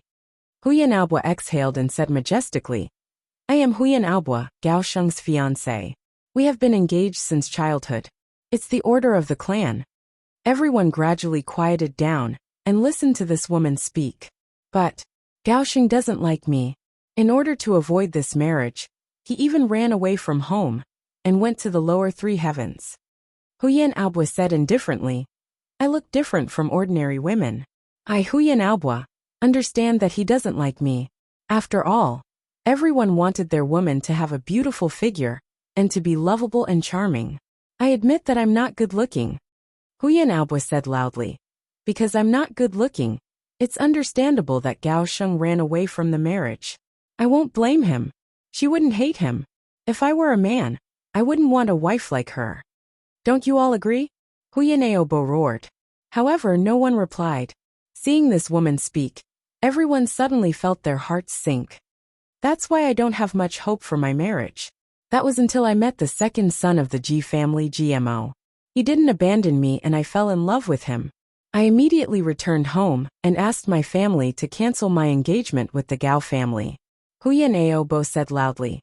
I originally thought that this matter would be a matter of course. Because Gao Sheng ran away in order to escape the marriage. Would he want to marry me? Annulling the engagement should have been a matter of course. But who would have thought that Gao Sheng would immediately say that GMO had snatched his wife away from him? He couldn't bear the humiliation and wanted to fight GMO. This is also the origin of this matter. Huyan Aobo laughed. How laughable is this matter? This matter is getting bigger and bigger. Now the 8 great clans are getting involved. Tens of thousands of heroes are waiting in anticipation. Huyan Aobo laughed mockingly and said, Gao Sheng, you are so generous. Gao Sheng sat with an ashen face. He cursed in a low voice. Bitch. Huyan Aobo laughed heartily. Then, she suddenly turned around and looked in Gao Sheng's direction. She said in a loud voice, Gao Sheng, since you said that GMO had snatched away your lover, and didn't hesitate to create such a huge battle, I presume that you like me very much? Then as long as you agree, I will marry you right now. Are you willing to be your wife? Do you dare to marry me? Gao Sheng's face suddenly turned pale. Looking at Huyan Aobo's tall and sturdy body, he couldn't help but swallow a mouthful of saliva with difficulty. Gao Sheng, are you willing or not? Huyan Aobo laughed loudly. Say something. Gao Sheng finally couldn't bear it and said angrily. You have already hooked up with GMO. How can I still want you to be my wife? As soon as these words came out, the large field was filled with boos. If you don't want to marry her, why are you fighting? Is it fun to fight? Someone said loudly. Haha, this is ridiculous. Fighting for a woman, but not willing to marry her. Young Master Gao is indeed unique. Someone ridiculed. He just wants to get some compensation. In young Master Gao's heart, it's good that such a woman has left. But if he can use such a woman to gain something, then he will gain both fame and fortune. Moreover, he will show the image of a century later in front of the heroes of the world. It's really pitiful. Someone laughed loudly. Huyan Aobo looked coldly at Gao Sheng. Suddenly, she burst into laughter and said, That's all I want to say. All right, everyone, I'm done. Those who should be beaten, fight. And those who should be watched, watch. Although I, Huyan Aobo, am not good looking, I don't want to be called a fickle woman. I just want to say these few words. That's all. Miss Huyan, you are a good woman who dares to love and hate. A big man suddenly stood up and laughed. If I didn't already have a wife, I would definitely fight young Master GMO to death today. Ha ha ha ha. Everyone applauded like thunder. GMO's head was full of black lines. He muttered, This woman really? She attracted so many love rivals with just a few words. What should I do? As he said this, his face was full of worry. Sun Wushang, Gu Duxing and Luo Kudi rolled their eyes and looked at the sky. They thought, this guy is crazy. We also admire Huyan Aobo's temper and character. But to marry her as a wife, we should politely decline. Mo Qingya's eyes were shining. She pulled Chu Yang's arm and whispered, This sister's ears are so lovely. GMO on the side immediately said, Yes, her figure is also very good. Think about it. With such a wife, she can shelter you from the wind and rain. How safe would that be? Chu Yang painfully closed his eyes. He had the urge to tear GMO into pieces. Fortunately, the competition had begun. The master of ceremonies announced loudly. Competition of the 7 great clans. First round, Dong Wuxiang against Li Xiongtu. Sun Wuxiang suddenly stood up. He stretched out his hand, and the pitch-black cloak on his body fluttered to the ground. His tall and majestic figure was revealed. His black saber stood erect behind his shoulder. He walked down step by step. Halfway down, he suddenly looked up to the sky and laughed loudly. His voice was like thunder and rumbled in all directions. Li Xiongtu, you can give up now and let Tu Qianhao come up. It's not too late. I'm afraid you won't have time to regret if my saber attacks you. Li Xiongtu's tall and sturdy body suddenly stood up. His eyes were filled with a strong desire to fight. He laughed and said, Dong Wuxiang, are you afraid? Sun Wuxiang's eyes flashed and he said, very good. Both of them were thousands of feet away from each other. They looked at each other. They felt a heroic and majestic aura pressing down on them. Their desire to win was aroused, and they suddenly laughed at the same time.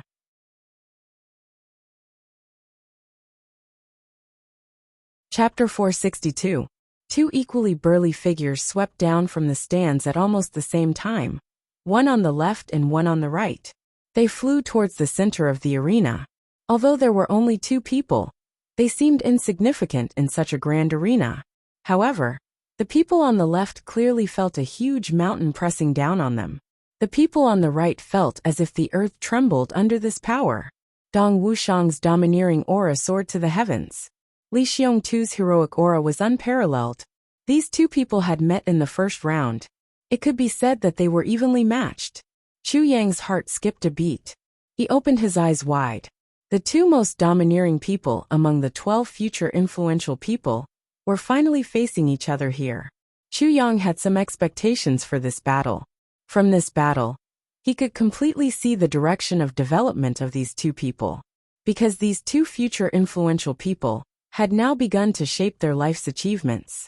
Dong Wuxiang's falling body suddenly let out a long roar. He stretched his hand back and pulled out the black saber in midair. This action of pulling out the saber immediately made the surrounding people boil with a boom. Because of his burly figure, he gave people a feeling of being as immovable as a mountain, even when he was flying. His right hand, which was stretched back, moved very slowly. Everyone could see it clearly, but it was precisely this slow movement that left behind an extremely clear welcome. The procedure of this saber was very clear. Hand raised, finger pointed to the sky, hand over the shoulder, and hand holding the saber. Every action was clearly seen. It made people's vision and feeling seriously conflicted. It was extremely uncomfortable, but also extremely mysterious. Then, a long rainbow-like saber light shot out from his saber. Following the motion of pulling out the saber, a black light was emitted. Dong Wuxiang's body suddenly changed the direction of his fall. Together with his saber, he turned into a long black rainbow and flew across the sky violently. He rushed towards Li Xiongtu. He changed direction halfway, but the speed of this jump was much faster than the speed of his fall. The saber light was like a black dragon cutting through the air. It actually made a thunderous sound. The sleeves of his sleeves streaked through the air, and it actually emitted a loud crashing sound. On the opposite side, Li Xiongtu let out a wild shout at the same time Dong Wuxiang changed his move. His body rolled, and a dazzling sword light suddenly appeared. The sword aura was as thick as a drum, and its whole body was emitting a bright and dazzling light. Like the tail of a meteor in the sky, it also changed direction in the air and madly rushed toward Dong Wuxiang. The 2 of them had unexpectedly adopted the same strategy. The first strike was to be as powerful as a thunderbolt, giving the other party a heavy blow. He heaved a sigh of relief and said in a soft voice, Wuxiang has won this round. Gu Duxing and GMO turned to look at him. In the arena, the 2 of them approached each other like lightning. They were already in the sky above the arena. Dong Wuxiang's eyes shone with an intense desire to fight. He shouted, slash. His voice was like a thunderclap, and his saber was like a thunderbolt. With a ferocious aura that could cut through a mountain range, his saber chopped down. Li Xiongtu didn't utter a single word as he rushed over. The sword light was blazing. Boom! The two men's majestic bodies collided with each other in midair. The saber and the saber intersected. Their four legs were also rapidly moving like butterflies. In an instant, they had exchanged 13 saber moves, 13 sword moves, and 13 legs. With a loud bang, a wave of air rolled out and spread in all directions. Dong Wuxiang let out a long shout, and his black hair suddenly fluttered in the air. He somersaulted twice in midair, and was shaken to retreat. On the opposite side, Li Xiongtu let out a muffled groan. His beard fluttered, and he made the same move as Dong Wuxiang. He somersaulted in midair, and retreated 30 feet. The two of them were about to land on the ground at the same time. Dong Wuxiang pointed his black saber downwards, and the tip of the saber touched the ground. Dong Wuxiang's body, which was about to land on the ground, bounced up like a bullet. The saber light turned into a rainbow, and shot straight toward Li Xiongtu's day. The curly beard on Li Xiongtu's face exploded. The tip of the beard touched the ground and bounced up. His entire body bounced up into midair, and suddenly fell down. The sword light actually turned into a dazzling snow-white disc, and went to meet Dong Wuxiang's attack. Dong Wuxiang's eyes flashed.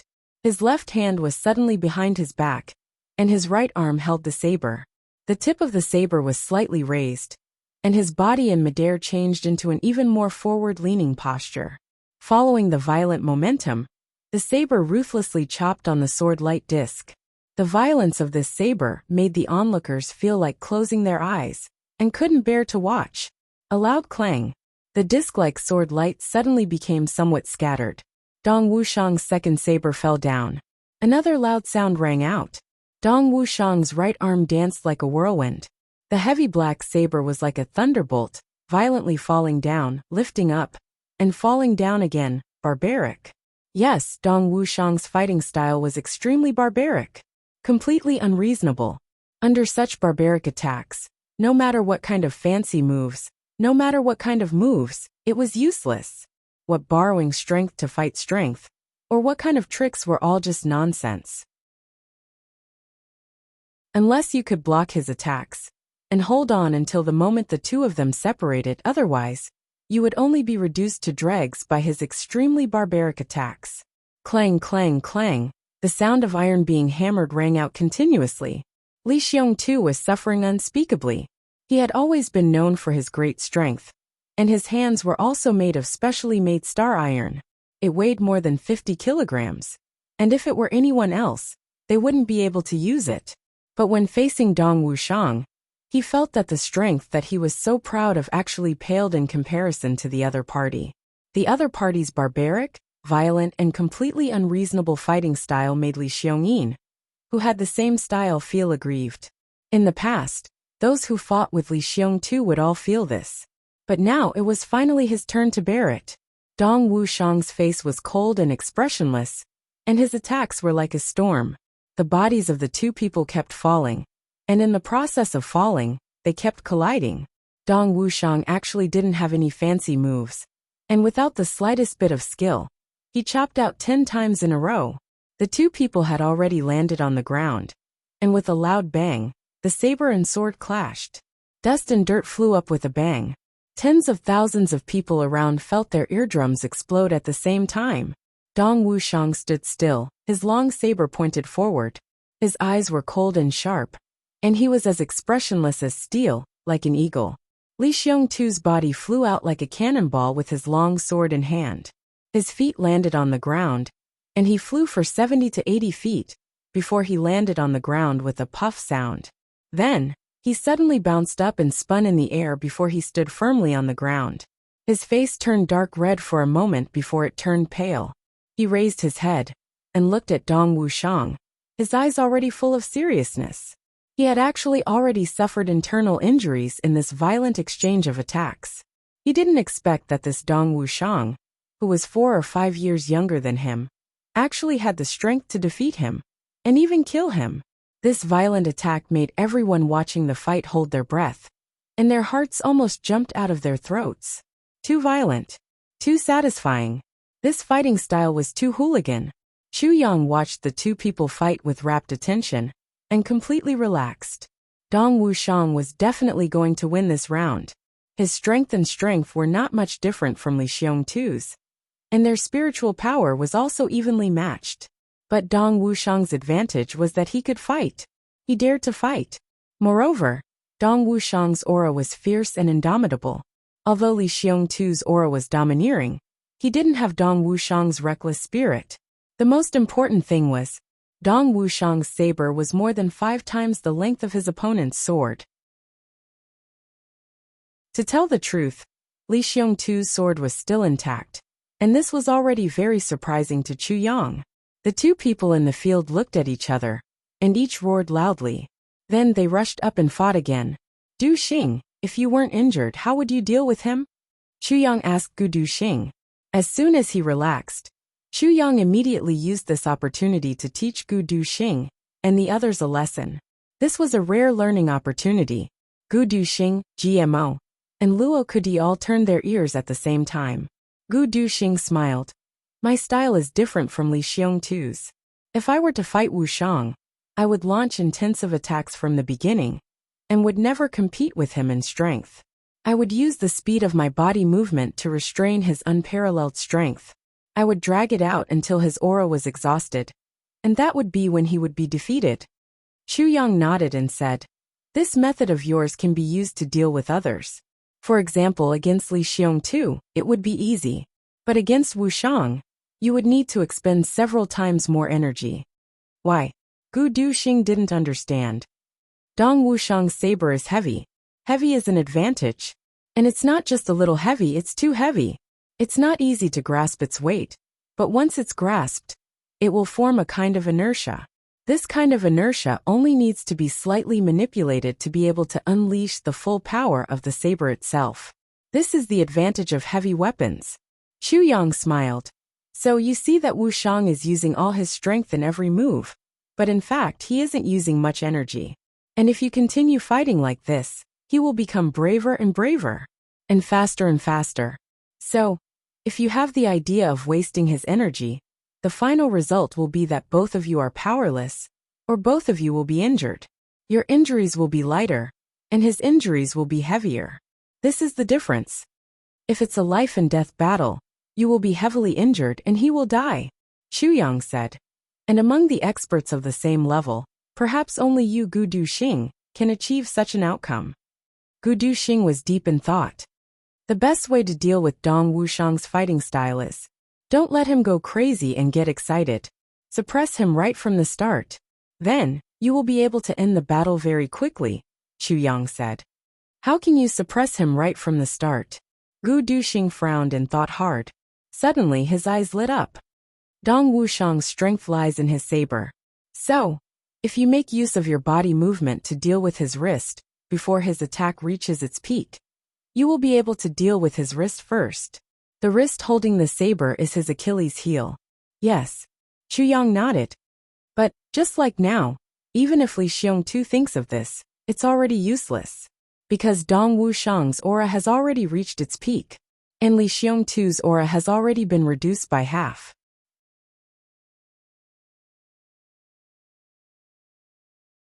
Chapter 463. Dong Wuxiang and Gu Du Xing were completely different. If Gu Du Xing was a natural swordsman, then Dong Wuxiang was undoubtedly a natural warrior. A dashing warrior. Chu Yang nodded and looked at the opposite side.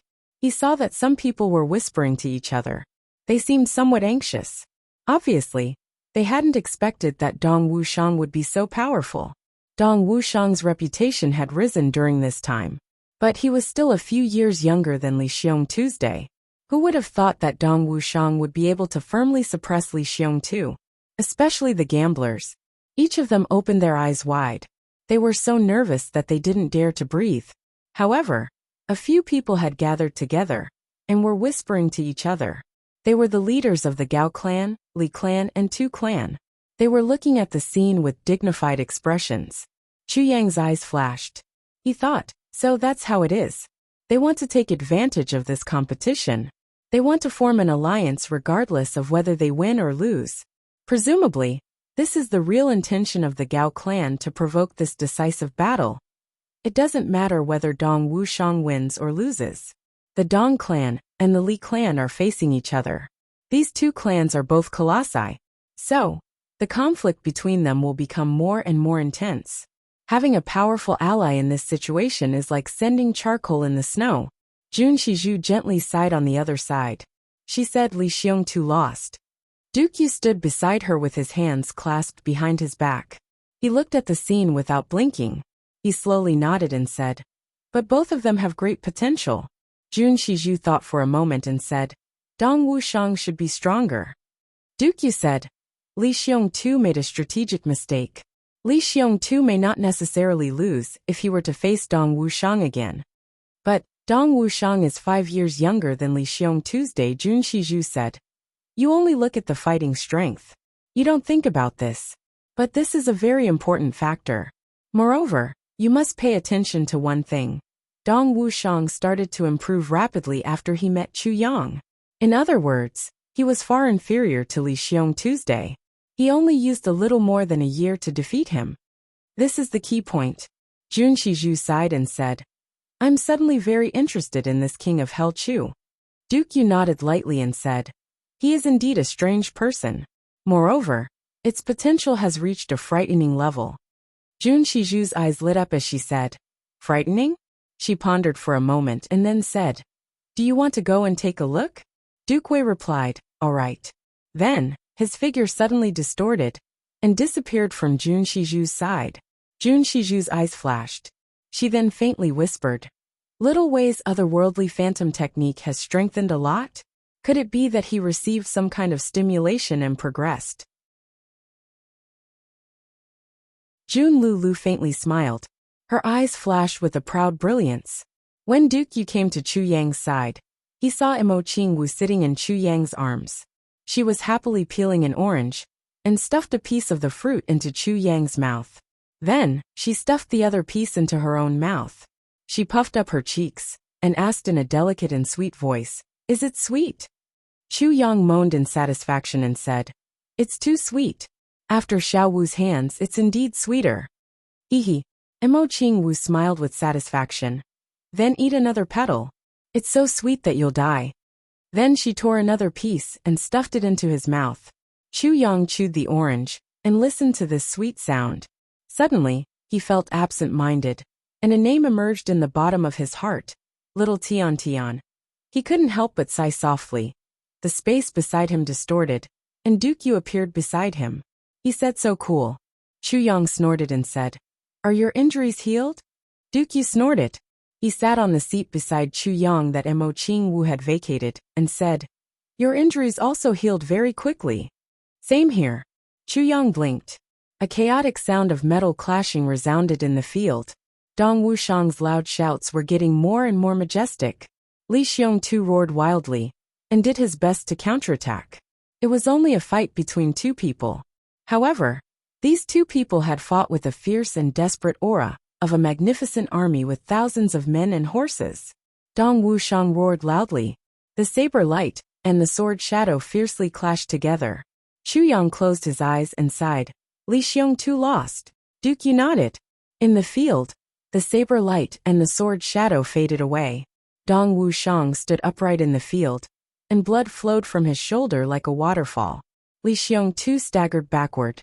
There was a line of blood on his forehead, and a terrifying saber wound on his chest.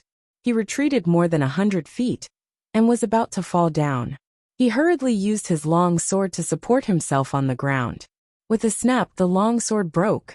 This sword had already clashed with Dong Wuxiang's black saber hundreds of times. It couldn't bear the heavy burden, and was full of scars.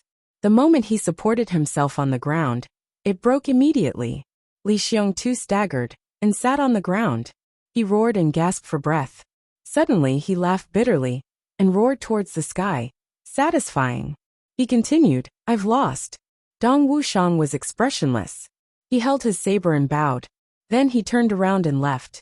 Li Xiongtu shouted, "Dong Wuxiang, I'll look for you again. I don't need you to show mercy." Dong Wuxiang didn't even turn his head. He said, "Next time I'll kill you." Li Xiongtu laughed heroically. and said loudly, "Motherfucker, it's fine if I've lost, but I've actually been sold a favor for not killing me. I've really suffered a great loss today." He turned his head and looked at the MC fiercely. "Why aren't you announcing the result? Motherfucker, is it satisfying to sit here in a sorry state?" The MC was shocked. He hurriedly said loudly, "The first round of the competition between the 7 great clans, Dong Wuxiang versus Li Xiong, Tuesday Dong Wuxiang wins." After he finished speaking, he hurriedly helped Li Xiong Tu up and helped him down. Li Xiong Tu didn't have any strength in his body, but he laughed as he walked. He shouted repeatedly, "Satisfying. It's satisfying to fight like this." Dookie said, "How was it?" Chu Yang naturally understood what he meant. He said, "Very good." Dong Wuxiang's victory was already expected, but Li Xiong Tu didn't lose his fighting spirit even though he lost. "It's very rare." Dookie smiled. "You really understood what I meant." An ordinary person would have thought that Li Xiong Tu would have lost if he fought Dong Wuxiang again after this defeat. But they would have overlooked the firmness of Li Xiong Tu's heart of martial arts. This defeat, especially in the hands of Dong Wuxiang, who has a similar style of fighting style, is a good thing for him. Chu Yang nodded. How can one of the 12 influential figures of the future of the 3 heavens lose his fighting spirit so easily? Ao Xie Yun, Xie Dan Xiong, and O Du Xiao looked solemn in another direction. Ao Xie Yun softly sighed and said, "How was it?" Xie Dan Xiong bitterly smiled in shame. "I'm afraid that I would have had no choice but to throw out the viburnum flower if I had fought against Dong Wuxiang. The consequence would have been that I would have died, and he would have been seriously injured. It would have been equivalent to my defeat." O Du Xiao nodded in agreement and said, "I could have killed him, but I would have had to use poison. But it's also possible that I wouldn't have had enough time to use the poison and would have been cut down by his saber. I don't have any assurance that I would have been able to use the poison technique in the face of such an attack." Ao Xie Yun nodded. Dong Wuxiang has truly stepped into the top ranks after this fight. He pondered for a moment and said, "I'm afraid that I would have had to pay a great price if I had fought against Dong Wuxiang.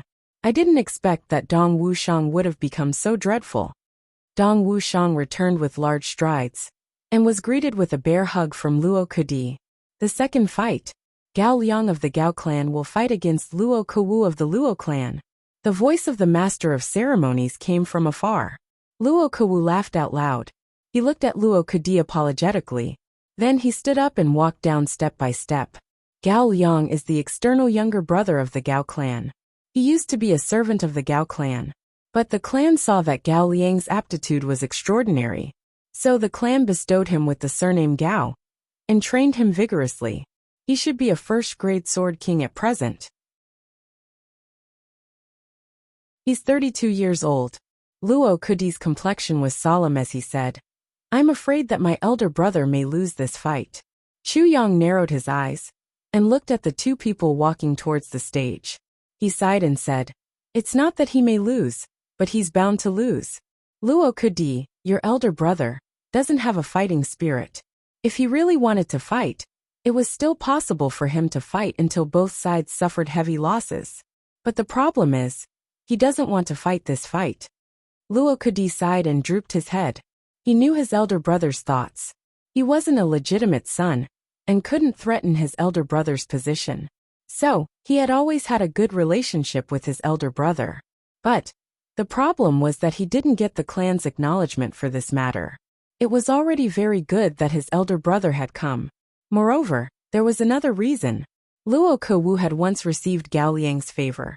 The other party had deliberately arranged the 2 of them for this fight. They must have seen this point. Even if Luo Kuwu could win, it would only be a draw. What's more, he couldn't win. Chu Yang had already thought of this point. He said, "It's okay. We only need 4 wins out of 7. That's enough." Sure enough, Luo Kuwu lost by a single move as expected. The next fight was between Jizhu and Gao Meng. Gao Meng was the second duke of the Gao clan. He wasn't a legitimate son either, but he was a martial arts genius. Jizhu entered the stage, and the 2 of them fought fiercely. In the end, both of them didn't have any strength left, and could only shake hands and make peace. One win, one loss, and one draw. What a pity.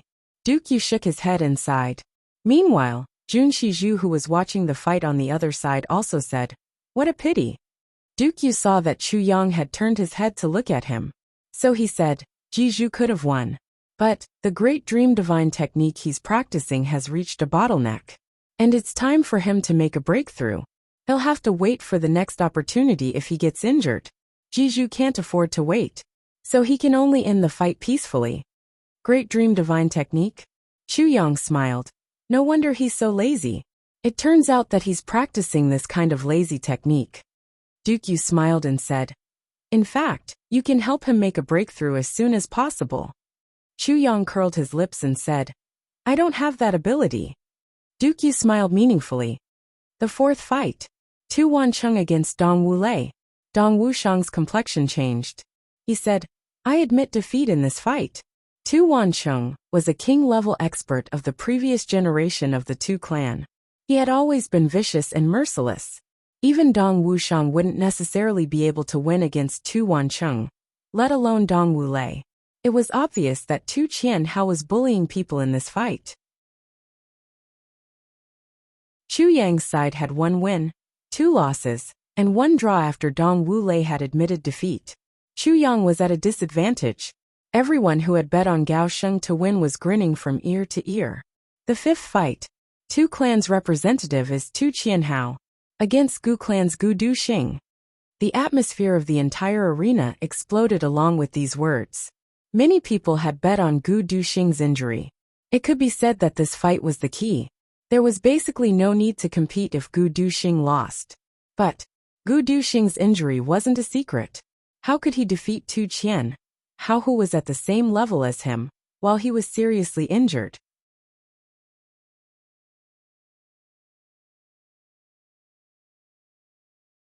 Chapter 464. Gu Duxing stood up with a swoosh sound. His stature was as straight as a sword. He walked down with an indomitable sharpness. Suddenly, a sword intent surged in the air. However, people with high cultivations could faintly see that Gu Duxing's complexion was somewhat pale. It seemed that he was seriously injured and hadn't recovered yet. They couldn't help but sigh inwardly. It seems that Gu Duxing won't have much luck in this match. A sharp light flashed in Tu Qianhao's eyes. He then burst into loud laughter. Brother Gu, you and I are facing each other again today. Gu Duxing faintly smiled and said, yes, Brother Tu has been preparing for this match for a long time. I can't bear to disappoint you, Brother Tuesday. A trace of embarrassment flashed in Tu Qianhao's eyes. He then smiled and said, Brother Gu is indeed free and easy. I'm afraid that I won't be able to hold back in this match. Please forgive me if I injure Brother Gu. Dong Wushang exposed an angry look in his eyes. He then said from behind Gu Duxing, second brother, kill him. Kill this son of a bitch. Gu Duxing slightly nodded. He then raised his voice and said, I'll be embarrassed if I injure Brother Tuesday. Suddenly, his figure flashed, and he flew down. It seemed as if a sword had been thrown out of his hand. His sleeves fluttered in the wind. His gaze was sharp. Each and every move of his was filled with a sharp sword intent. Everyone's spirit was lifted. Tu Qianhao also flew down. The two of them were old rivals. They had fought many times in the past year. Gu Duxing had been no match for Tu Qianhao in the beginning. However, he was now on par with Tu Qianhao. Moreover, Gu Duxing's reputation had soared all the way. In fact, he was now faintly on par with the number 1 Gong Ao Xie Yin. All of this had raised an intense murderous intention in Tu Qianhao's heart. Tu Qianhao wanted to take advantage of Gu Duxing's injury to cripple him in one fell swoop. And the purpose of his participation in this match was Gu Duxing. Tu Qianhao looked at Gu Duxing on the opposite side with rapt attention. His opponent's face was pale. He couldn't help but rejoice in his heart. Mo Tianyun's information was correct. This guy's injury isn't light. The eyes of Duke Yu and Jun Shizhu on the other side flashed with a playful look. Duke Yu smiled and said, King of Hell Chu, do you want to kill Tu Qianhao? Chu Yang smiled faintly. A murderous look flashed across his eyes as he said, if he wants to take advantage of me, then he must be prepared to go for wool and come home shorn. Duke Yu laughed mischievously. Kill him? Chu Yang spread out his hands indifferently. This depends on Du Xing's intentions. Killing sometimes required skills and methods.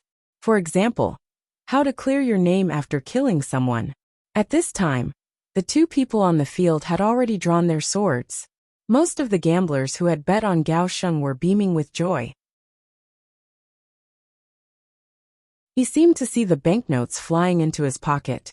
On the high platform, Aoxian sighed and said, "It would be too unfair if Gu Duxing were to lose because of his injuries. What a pity for this lone traveler." Therefore, he could naturally see what Tu Qianhao wanted to do with a single glance. Then he frowned and asked, "Have you arranged for the people who are ready?" Xie Danqiong smiled confidently. "Of course." "Well, we must act immediately no matter who wins or loses. We must gather those poor bastards who have lost their family's fortune. Then, our three clans will divide the spoils equally. Don't let Motian Yun take advantage of us," Aoxian said. "Well, I'm afraid that Gao clan also has this idea. We can only snatch a part of it at most." Odu Xiao was somewhat annoyed. "I'm afraid that our three clans would have been destroyed tomorrow if we had snatched all of it." Aoxian faintly smiled. "We must maintain a balance at all times." The two people gently nodded and said with a smile, "Gao Sheng has pulled together a small alliance in this gambling match." But they didn't expect that they would also form an alliance with their opponents. Moreover, our three clans will advance and retreat together because of this matter. Our interests are intertwined. Swift and fierce sword energy crazily burst forth. The two people on the field had already started to fight. Two groups of sword light flashed at the same time as they started to fight. Then they spread out. Unexpectedly, no one could see their figures. Gu Duxing's sword light also gave people a feeling of loneliness and arrogance. On the other hand, Tu Qianhao's sword light had a swift and fierce murderous aura. No one knew that the two people on the field were talking in a low voice while they were fighting. "Gu Duxing, you're dead today." Tu Qianhao crazily brandished his sword. His face exposed a pleased smile. Blame yourself for being in the limelight." Gu Duxing coldly snorted. "It's not certain who will die." A loud clang sound was heard as Tu Qianhao fiercely blocked with his sword. Gu Duxing's body staggered, and he retreated a few steps. His face flushed red. A long sword was a light and agile weapon. So, it would never appear in a fight between experts unless it was a special sword like Li Xiongtu's. However, Tu Qianhao was very proud of himself at the moment. So he wanted to use such a method to humiliate the seriously injured Gu Duxing. Everyone sighed as they saw Gu Duxing's situation. It seems that this genius of the Gu clan, the leading figure of the younger generation, is going to fall in such a sullen manner in this competition. Tu Qianhao was in high spirits. He was going all out with every move he made. He would roar every time he brandished his sword. He seemed quite heroic. He had a bit of Dong Wushang's style. However, Dong Wushang gave people the impression that he was mighty and overbearing. So Tu Qianhao gave people the impression that he was a petty person intoxicated by success. Gu Duxing retreated step by step.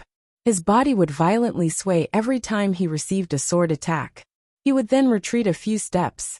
His pale face had turned red, and his forehead seemed to be dripping with sweat. Tu Qianhao became even more high-spirited. No one could see it except for a few observant people. Gu Duxing's every parry seemed to be very difficult. He was at a complete disadvantage. However, his body would sway back, and he would consume Tu Qianhao's attacks. However, Tu Qianhao was able to withstand Gu Duxing's rebounding force. That was because he hadn't retreated a single step. His imposing aura was like a rainbow. Tu Qianhao's consumption of spiritual power was far greater than Gu Duxing's under such circumstances. Tu Qianhao wouldn't have been so foolish in normal circumstances. However, he didn't care about this consumption at this moment. That was because defeating Gu Duxing in this manner in front of all the heroes of the world was the most supreme glory. His reputation would surpass Ao Xieyun's in one fell swoop, as long as Gu Duxing was defeated today. And he would become the #1 person of the younger generation. The reason was very simple: Gu Duxing and Ao Xieyun. These two were equally famous. The sound of impact continued to resound. Gu Duxing had already retreated around the big platform in a crooked manner. Tu Qianhao was also somewhat out of breath. However, Gu Duxing was still swaying on the opposite side. But he didn't fall down. Tu Qianhao was furious in his heart. This bastard is still stubbornly holding on for what? The anger in his heart rose. And he exerted even more strength. He sent out 18 sword attacks in a row. Then, Tu Qianhao suddenly realized that Gu Duxing had raised his face and was faintly smiling at him. His smile was full of ridicule. He was looking at Tu Qianhao as if he was looking at an idiot. Tu Qianhao's heart moved. He instinctively sensed that something was wrong. You're really stupid. How did a person like you become the Grand Duke of the Tu clan? Gu Duxing whispered. The Mo clan and my Gu clan have always been allies. You stepped into such a trap. It's really making me feel embarrassed. Tu Qianhao was startled. His mind suddenly went blank. Trap. Mo Tianyin framed me. But his 10th sword attack had already fiercely chopped down. Gu Duxing let out a long and loud shout under the watchful eyes of everyone. His body suddenly straightened up. It seemed as if a peerless sharp sword had suddenly been unsheathed. It emitted a startling radiance. The black dragon sword in his hand rushed out like a furious dragon and fiercely collided with Tu Qianhao's sword. Bang! Gu Duxing's posture was straight. His face was cold and stern. Tu Qianhao screamed. He staggered back with his sword. A footprint appeared on the ground as he took 1 step back. Then he took 3 steps back. Suddenly, he felt something sweet in his throat. He looked up to the sky and spat out a mouthful of scarlet blood. Gu Duxing counterattacked with his sword. And Tu Qianhao was immediately seriously injured. The sound of a tsunami from the spectators' stands disappeared in an instant. Everyone looked at this scene in disbelief. They almost couldn't believe their own eyes. How is this possible? Gu Duxing let out a clear shout.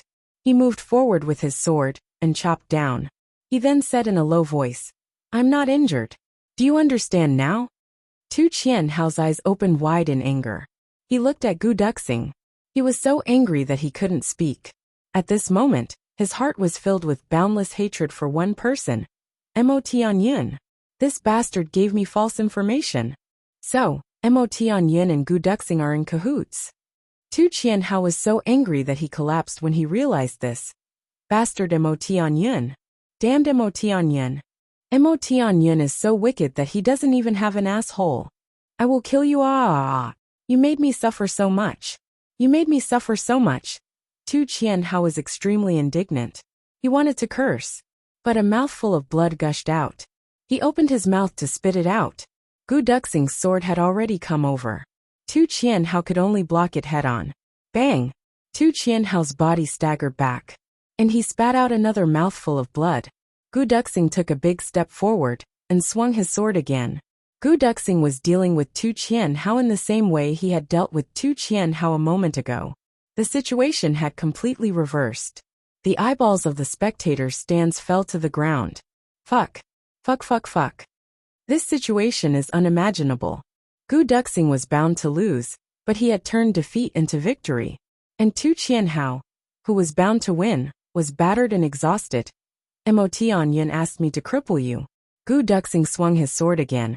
I also didn't want to, but our Gu clan and the Mo clan have been friends for decades. So I had no choice but to agree. Tu Qianhao, you can only blame yourself for being too stupid. Tu Qianhao looked at him with grief and indignation. He felt as if his heart was about to explode. He finally spat out mouthfuls of blood. Then he bellowed, I will kill you all. His heart was filled with boundless hatred. And it had almost materialized at this moment. Tu Qianhao would have eaten Mo Tianyin alive if he had been in front of him at this moment. His agility and swordsmanship had become disorganized under extreme anger. And he had exposed his weakness. Gu Duxing let out a long and loud shout. The black dragon sword trembled for a while. Then he swung his sword 3 times in a row. Tu Qianhao's chest, right shoulder and face were slashed.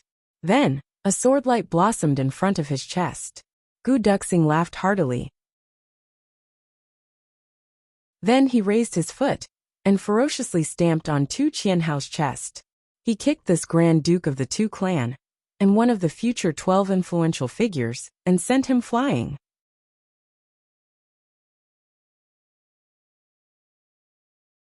Chapter 465. Tu Qianhao was sent flying hundreds of feet away. He felt as if the sky and earth were spinning. He spouted a mouthful of blood, and fell into a semi-conscious state. He only heard Gu Duxing whisper urgently, "Mo Tianyan asked me to carve the words number 1 fool in the world on your chest if your plan failed. I'm sorry, but I've already done it. Although you won't be able to hear me anymore." However, Tu Qianhao had heard it. He had fainted from anger because he had heard it. The entire place was silent. No one had expected such an outcome. The insufferably arrogant Tu Qianhao had been sent flying by a kick like a broken sack. Gu Duxing leisurely returned in triumph. The people of Tu clan came forward and carried Tu Qianhao away. They looked at Gu Duxing with a complicated expression in their eyes. Gu Duxing has obviously shown mercy. Tu Qianhao didn't die. His injuries were serious, but they weren't life-threatening. Moreover, they weren't crippled. We owe Gu Duxing a big favor. Du Xiao and Xie Danqiong opened their eyes wide. They stretched their necks forward and blankly looked at the field. There were only 2 words in their hearts. It's over. We've lost miserably this time. Xie Yun's eyes were also somewhat blank. His eyeballs were showing signs of turning blue. He suddenly patted his thigh, and his complexion turned somewhat sinister. Motherfucker. We've been schemed against. This evil duke had always been graceful and elegant. But he had unexpectedly spouted vulgarities today for the first time. He finally understood why Chu Yang had suddenly thrown down such a big bet. Why did the Dark Bamboo Gang let go of the hidden bid after they had rearranged it? Instead, they had thrown 500 million into the open bid. There's a reasonable reason for all of this now. However, this reason left people speechless and aggrieved. Gu Duxing wasn't injured. In fact, his injuries weren't as serious as Mo Tianyan had said. He had already recovered. And Tu Qianhao had suffered a big loss because of this. Otherwise, Tu Qianhao would have been able to fight with Gu Duxing with his strength. But he had lost in a muddle. Moreover, he had lost so miserably that he didn't have the strength to turn the situation around. The 3 great dukes looked at each other in dismay. They looked at each other's mournful expressions and felt extremely aggrieved in their hearts. Motherfucker. Which one of us isn't a genius? Who is less scheming? How could he be fooled like this? Stop sighing. That's not a good expression. Xian recovered very quickly. He smiled lightly and said, "Actually, we should be rejoicing. Luckily, young Master Mo took that 1 billion for himself. Otherwise, if we were to pay another billion, our 3 families would really be bankrupt. I'm afraid that the 3 of us would also have to sell ourselves back as slaves to repay our debts." Du Xiao and Xie Danqiong finally reacted. They smiled in a manner that was uglier than crying. Xian pursed his lips and said, Look at Grand Duke Mo's expression. How exciting this moment is." Hearing this, the 2 of them looked over. As expected, they couldn't help but laugh at his misfortune. He saw that Mo Tianyan was lying on his seat with his limbs spread wide open. It seemed as if he was paralyzed. His face was deathly pale, and his lips were trembling. His eyes were filled with shock and indescribable fear. He had already turned into a deathly gray color. Mo Tianyan had personally planned this gamble. He had exhausted all his efforts, racked his brains, and used up all his assets to create such a situation. Xie Danqiong and Du Xiao felt as if they had taken a cold bath on a hot summer day when they imagined Mo Tianyan's current mood. Their entire bodies felt extremely refreshed. Normally, they wouldn't be so happy if they were about to lose several billion. However, they were very proud. This kind of mood was very strange. It was as if they hadn't lost. Instead, they were happy as if they had won. Motherfucker, I lost. I lost. But you Mo Tianyan are much more miserable than us. It turns out that I'm not the most miserable one. They felt a lot more comfortable as they thought of this. The 5th match, Gu Duxing versus Tu Qianhao. Gu Duxing wins. The voice of the master of ceremonies reverberated. He was so shocked that his tone changed. It couldn't be helped. It was too unexpected. The entire spectator stands on all sides boiled up with this loud shout. It seemed as if oil had been poured on the fire. Fuck. How is this possible? Didn't they say that Gu Duxing was injured? Who said that Gu Duxing won't live long? Motherfucker. How could they not have bet on Jimo's victory if they hadn't said so? Ah. I'm so angry. What's going on? He won. Who the fuck released this fake news? I'm going to kill him and bring him home. Didn't they say that he was injured by Mo Tianyin? Motherfucker Mo Tianyin. He cheated me. I bet 200,000. Motherfucker Tu Qianhao. He's so awesome every day. Who would have thought that he couldn't beat Gu Duxing? Fuck, this bastard has been eating for several years more than Gu Duxing motherfucker. His diarrhea is several times heavier than Gu Duxing's. He's a fucking piece of trash. He's making me lose money. Mo Tianyin released this fake news? Mo Tianyin released this fake news? Mo Tianyin released this fake news? Mo Tianyin deceived us. Suddenly someone started to wail. Hundreds of people responded to his call. Countless people started to shed tears. One person suddenly stood up and loudly shouted, "Motherfucker Mo Tianyin." These words immediately resonated in everyone's hearts. They were the best embodiment of their inner thoughts. Immediately, thousands of people started to shout in unison like a tsunami. Motherfucker Mo Tianyin. Motherfucker Mo Tianyin. Motherfucker Mo Tianyin. The cultivations of these people weren't ordinary, so they simultaneously used their full strength to shout. And their momentum shook the heavens. Mo Tianyin's prestige had reached the peak of his life at this moment. Chu Yang looked at Gu Duxing who had come forward. He blinked his eyes in tacit understanding. You didn't kill him? I didn't kill him. Gu Duxing's grave and stern face exposed a sneer. Let him play with Mo Tianyin first. It won't be too late to kill him later. He winked at Chu Yang as he said this. Chu Yang couldn't help but smile. He suddenly recalled Gu Duxing's invisible sword energy. He suddenly realized that Gu Duxing wouldn't let Tu Qianhao off so kindly. 2 wins, 2 losses and 1 draw. This was equivalent to not having fought a single match. There were still 2 matches left. However, the mood of the spectators' stands had exploded like a barrel of gunpowder. It couldn't be contained any longer. Mo Tianyin's stand was flooded with banana peels, fruit cores, and other things in the blink of an eye. There were also many people who took off their shoes and threw them over. There were also some strange things. Mo Tianyin's stand had opened a grocery store in an instant. There were only things that one couldn't think of. The strangest thing was that there were also a few underwear that had been thrown over. They still carried body temperature and the smell of cosmetics. It was hard to tell where they had come from. The master of ceremonies was somewhat at a loss as to what to do on the stage. It was useless for him to shout now. The match couldn't be carried out. The excited crowd couldn't hear him no matter what he said. Dukyu, who was beside Chu Yang, wrinkled his brows. Then he suddenly let out a long and loud shout. Wind and thunder surged and suppressed the shouts of thousands of people in one fell swoop. Dukyu scolded loudly. What are you shouting for? Do you all want to die? Which one of you will come out and let me see? It's Dukyu. The crowd cried out in a low voice. Everyone's face was still full of indignation, but they didn't dare to jump out and cause trouble. Dukyu, ah. Fuck. This guy will kill someone if he says one more word. Moreover, Jun Shizhu is also here. Fuck. How could everyone forget about this? Dukyu looked around and said, People of Dark Bamboo, listen to my orders. Maintain order on the stage. Kill whoever dares to make a ruckus. His voice carried a heavy murderous aura. Everyone could hear it clearly. Yes, Master Yu. All the people of Dark Bamboo shouted together. Everyone was silent out of fear. Chu Yang exclaimed in his heart. The people of Dark Bamboo would maintain order. It was much more effective than Ao Xie Yun and the other righteous people. The master of ceremonies heaved a sigh of relief. Then he hastily shouted, Match number 1.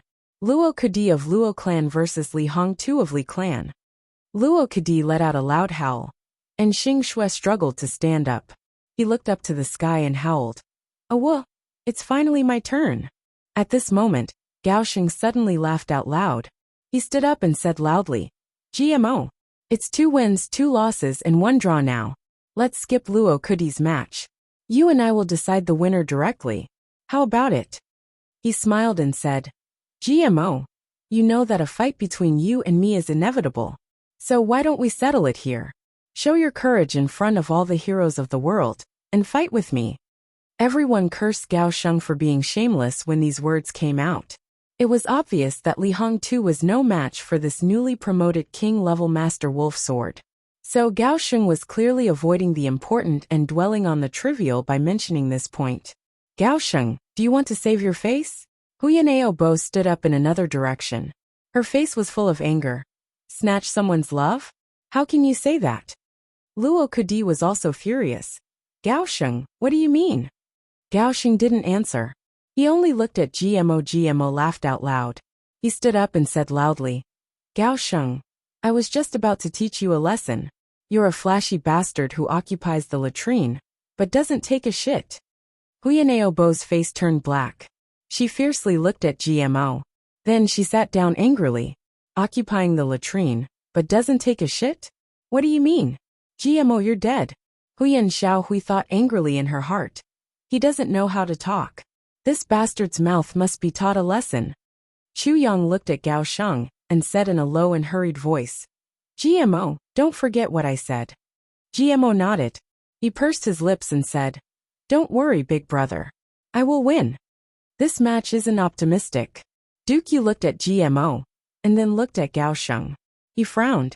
With his insight, he could naturally see that although GMO had rushed up quickly, his foundation was not enough. Gao Sheng, on the other hand, was fighting steadily and surely. Both of them were second-grade king-level masters. But Gao Sheng was at the peak of second-grade king level, and GMO was at second-grade king-level master. There was a big difference between them. I think GMO will win, Chu Yang said confidently. There may be twists and turns, but he will win in the end. Are you so sure? Dukyu suspiciously looked at GMO and Gao Sheng. He reevaluated in his heart, and felt that Gao Sheng had a bigger chance of winning. He couldn't help but doubt Chu Yang's words. He could see everything clearly at a glance. There wouldn't be any accident. Brother Yu, why don't we make another bet? Let's add some stakes. Chu Yang narrowed his eyes. He looked at Dukyu's eyes as if he had found a mountain of gold.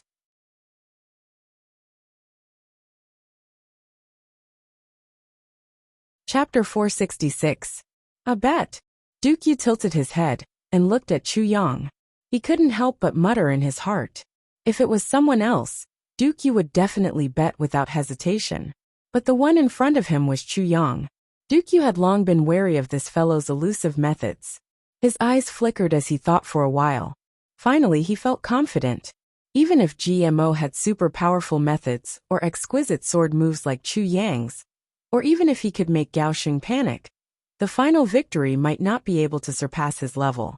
He asked, What do you want to bet? The sword spirit hurriedly reminded him in his mind.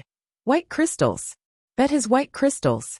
What the tribulation sword needs the most now is not the more high-end purple crystals, but white crystals. Chu Yang smiled and understood. He said, How many white crystals do you have? Dukyu's eyes flickered. He said unhappily, Are you looking down on my white crystals? How big is your appetite? You're asking me how many I have. I'll bet as much as you have. Chu Yang was very calm and composed. He was very rich now. In the tribulation space, there were 2 rare herbs, jade snow spirit ginseng, and piles of mysterious jade ice crystals, and mysterious yang jade. Any one of them was a rare treasure in the world. When it came to gambling, he was not afraid of anyone. I don't have many white crystals. Dukyu looked at him with some ridicule. But I only have a few tens of thousands of them. And there's a white crystal mine. You want all of them? What are you betting with? The sword spirit quickly calculated in his mind. His face was shining. Tens of thousands of white crystal mine. This is going to be rich. If the tribulation sword absorbed all of them, it would be able to upgrade by a whole level. A piece of mysterious jade ice crystal, and a piece of mysterious yang jade. The sword spirit gave the price. Both of them are the size of a fist. Chu Yang almost fainted. You want to bet Dukyu's entire white crystal mine, with just a piece of mysterious jade ice crystal, and a piece of mysterious yang jade? Don't worry, Just say it like that. The sword spirit was full of confidence. Duke, you should be practicing the shadow sect. Although these 2 pieces of jade are not worth such a high price, he will definitely bet. He thinks this is what he needs the most right now. White crystals are just a burden to someone like him. What are you betting against me? Duke, you looked at Chu Yang playfully. He found it somewhat funny in his heart. When did I start using my wealth to smash people? However, Duke, you felt a sense of accomplishment in his heart when he saw that the little girl was left speechless. This is the most precious thing I have. Chu Yang sighed. If you're satisfied, then let's make a bet. If you're not satisfied, then just pretend that I didn't say anything. Chu Yang reached into his bosom and fished it out. Then, he hung his head dejectedly and said, only these 2 pieces are all of my assets. Duke Yu was smiling smugly when he saw the things that Chu Yang took out. His mouth suddenly opened wide, and his eyes bulged out. In Chu Yang's palm, there were 2 fist-sized pieces of jade stacked together. The top piece emitted a faint chill, while the bottom piece emitted a faint warmth. One hot, one cold, one yin, one yang. It seemed as if an absolutely balanced cycle had been formed in Chu Yang's hands. A misty white and warm moisture rose up from Chu Yang's palm. It didn't disperse and just floated there. Mysterious jade ice crystal. Mysterious yang jade. Duke Yu's eyes were fixed. His Adam's apple moved up and down, as if he was swallowing something. Is it okay? Chu Yang asked somewhat nervously. I know it's a little too little. I can't do anything if you don't want to make a bet. It's a little too little. These are a lot. Duke Yu said emotionlessly. Let's make a bet.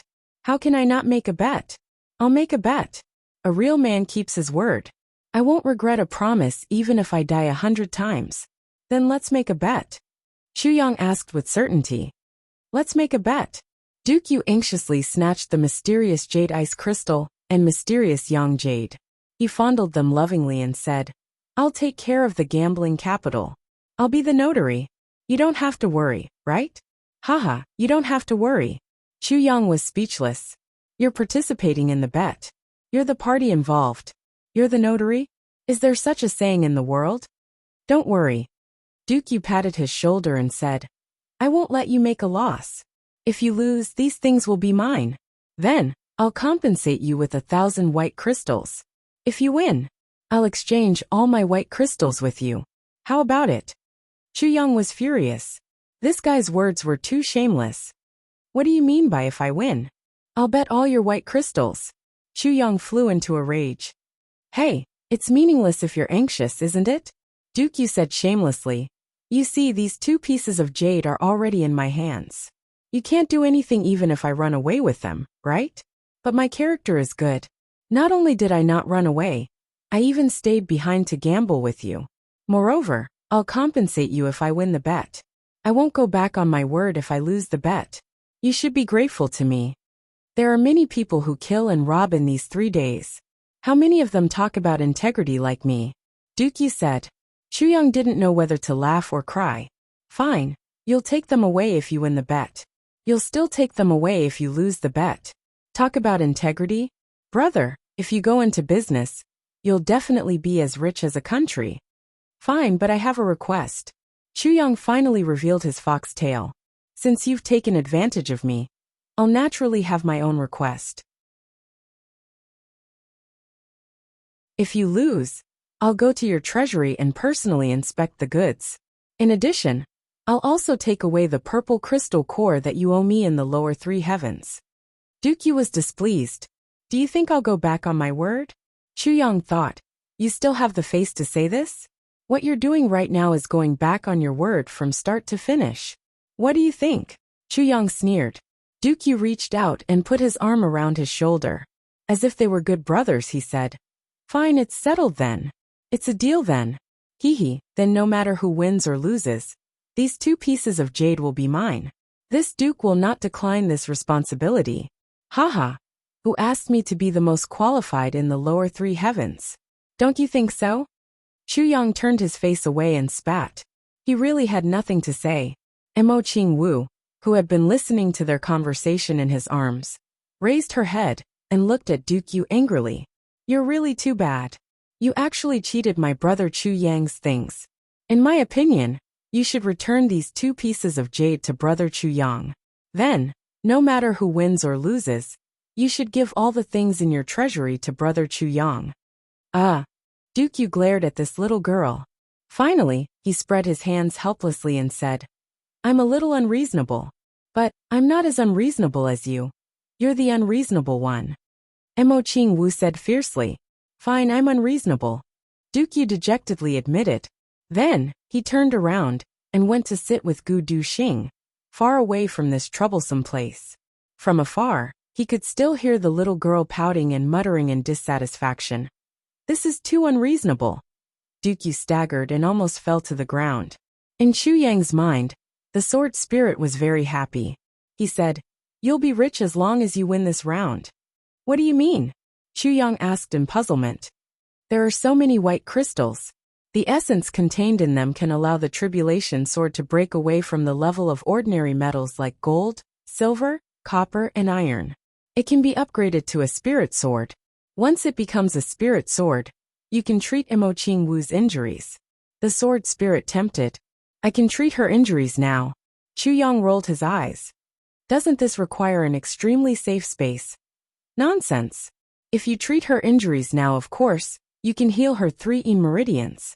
But the greatest effect of the heavy pill will be wasted. The sword spirit rolled his eyes. But after upgrading to a spirit sword, I can use the heavy pill to connect her 3 meridians. Then I can seal the medicinal efficacy in her body. As she progresses level by level, it will gradually increase. Then, when she reaches the emperor level, the medicinal efficacy in her body will completely explode, and she will rush to the monarch level in one fell swoop. This is the true power of the heavy pill. Moreover, as long as you do this, not only will her cultivation speed far surpass that of any so-called genius, but it will also play a life-saving role in critical moments. The sword spirit snorted and said, That's all. You decide. If you insist on treating her injuries at this time, I won't stop you. Chu Yang was overjoyed. He said, What else is there to say? Of course, I have to get the white crystals first. Anyway, I will rely on Dukyu to get the white crystals after the fight. It won't take much effort. Haha. The sword spirit looked at him in disdain. Then, he sank into his consciousness and didn't speak. Jimo's appearance was somewhat low-key. He walked down step by step. He secretly adjusted his strength with every step he took. He knew that the gap between him and Gaosheng wasn't small. Therefore, he didn't dare to be the slightest bit careless. He tried hard to control his temper. He didn't want to waste any bit of his strength outside of the fight. Flying down was naturally very glorious. But GMO didn't want to waste this little bit of strength. After all, this was related to his marriage. Who would his wife belong to? Gaosheng didn't have any psychological pressure, whether he won or lost. But he couldn't do the same for himself. Gaosheng had been waiting on the field for a while. But GMO was still walking down at a moderate pace. He couldn't help but say angrily, Can you be faster? GMO rolled his eyes. What does it matter to you whether I'm fast or slow? Are you that anxious to get beaten up? He was cautious in his heart. But he didn't want to suffer a loss with his mouth. He remembered Big Brother Chu's teachings in his heart. You must be calm. Don't be anxious. Of course, it would be more ideal if you could scold Gao Sheng until he became anxious. Go ahead. I believe in your eloquence. Gao Sheng sneered and said, GMO, are you afraid? What's wrong? You have the guts to do it, but you don't have the guts to bear the consequences? Ha ha ha, Gao Sheng, this sentence of yours is ridiculous. What do you mean by having the guts, but not the guts to bear the consequences? GMO let out a long laugh. Do you think that such a big occasion would have happened if I hadn't agreed? This sentence was true. Gaosheng had proposed a challenge. But there wouldn't have been this grand occasion if GMO hadn't agreed. GMO said in a loud voice, I, GMO, have come at least. I, GMO, have come at you. At least. I, GMO, dare to take responsibility. I dare to love. I dare to fight for my woman. At least. I, GMO, am not like some people who run away from an engagement. If you don't want to, then just say that you don't want to, right? No one is forcing you. But you're still dragging it out. You won't cancel the engagement. Why? GMO roared. You've taken a fancy to the Huyan clan's status and wealth. Do you think that the heroes of the world are stupid? That they can't see your intentions? Everyone. Don't you think so? GMO raised his voice and roared. Thousands of people responded in unison. Yes. GMO became even more complacent. He waved his hand in all directions in a very graceful manner. He assumed the role of a leader. Then, he continued to speak eloquently. Gao Sheng, you covet strength and covet wealth. This is human nature. Even if you say it out loud, you'll only say that your character isn't good. But, what you shouldn't do the most is to ruthlessly delay a woman's youth while coveting everything. How much is a woman's youth? You're hogging it like this. But you don't have any follow-up. Are you still human? Gao Sheng's lips trembled with anger. He pointed his finger at GMO. You're talking nonsense. I'm Gao Sheng. How can I be that kind of person? You are. GMO bellowed condescendingly. He saw that Gao Sheng still wanted to refute him. So he continued to shout, You are. Tens of thousands of people roared with laughter. Then thousands of people joined in the fun and shouted, You are. Huyan Aobua stood in a daze in the Huyan clan's camp. She looked at GMO from afar. She suddenly felt sad and moved in her heart. GMO raised his hand in a dignified manner. Everyone, this brother hasn't finished speaking. Ha ha ha. Second Master Ji, please speak. Everyone burst into laughter. But they didn't make any noise. I, GMO, have spared no effort. I have traveled thousands of miles. I have traveled through the stars and the moon. I have come here to participate in this battle for the sake of my beloved daughter. Why? GMO looked up and roared. It's because of the true feelings in my heart. Owa dog ant. Tens of thousands of people shouted at the same time. For the true feelings in my heart. Owa dog ant. Then someone quietly asked the person beside him. Brother, this dog ant, what is she? That person was waving his arms and shouting. But he replied in a bad mood. How would I know what she is? You go and ask Second Master Ji. Then, he continued to wave his arms and roar. For the true feelings in my heart. Owa dog ant. GMO walked down a few steps in high spirits. Then, he waved his arms and shouted. I will rescue my beloved daughter from the evil young master's hands. I will give her happiness. I will give her a future. I won't let some evil people with ulterior motives succeed in their schemes. Owa dog ant. Tens of thousands of people shouted in unison. Second Master Ji is mighty. Owa dog ant. GMO was in high spirits. He waved his arms. His entire face was impassioned. He suddenly felt his blood boiling. He raised his hand towards the sky and roared, Heaven, give me strength. Let me defeat evil. Let me save her. Protect her. Accompany her. Give her happiness. Then, he suddenly roared in an earth-shattering manner. Make her my wife. Owa. Everyone was boiling over. The entire audience was boiling over. Who had ever seen such a bold courtship in this day and age? Huyan Aobua looked at GMO with boundless tenderness in her eyes. Many womenfolk of the Huyan clan had also arrived behind her. They were hugging their shoulders and saying that this was too corny. But their eyes were flashing with deep envy. Gao Sheng was fuming with anger at this moment. His body trembled, and he almost spouted a mouthful of blood. Fuck. GMO, have you come here to fight? Or to sing?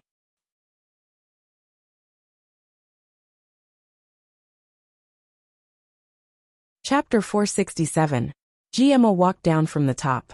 Halfway down, he had already stirred up the crowd's emotions. At first, only the people from the Gu Luo Dong and Ji clans, and those who had bet on GMO were cheering. But later on the entire crowd was cheering. Even those who had bet on Gao Sheng were cheering. Because GMO's words had struck a chord in everyone's hearts. It's understandable for you to pursue power and wealth. But you can't force a girl you don't even like to get all these for power and wealth. Not only are you letting down the two great clans, and that girl, you're also letting down yourself. Then what right do you have to fight for all these? You actually want to duel with someone because of this? I bet on you because I want to win money. But this doesn't mean that I don't despise your character. I'll scold you, I'll boo you. But as long as you win, I'll still take the money. I'll praise you, I'll support you. But if you lose, I'll still compensate you. What's wrong with that? Therefore, Second Master Ji's prestige grew. As he walked down, he waved his hand gracefully.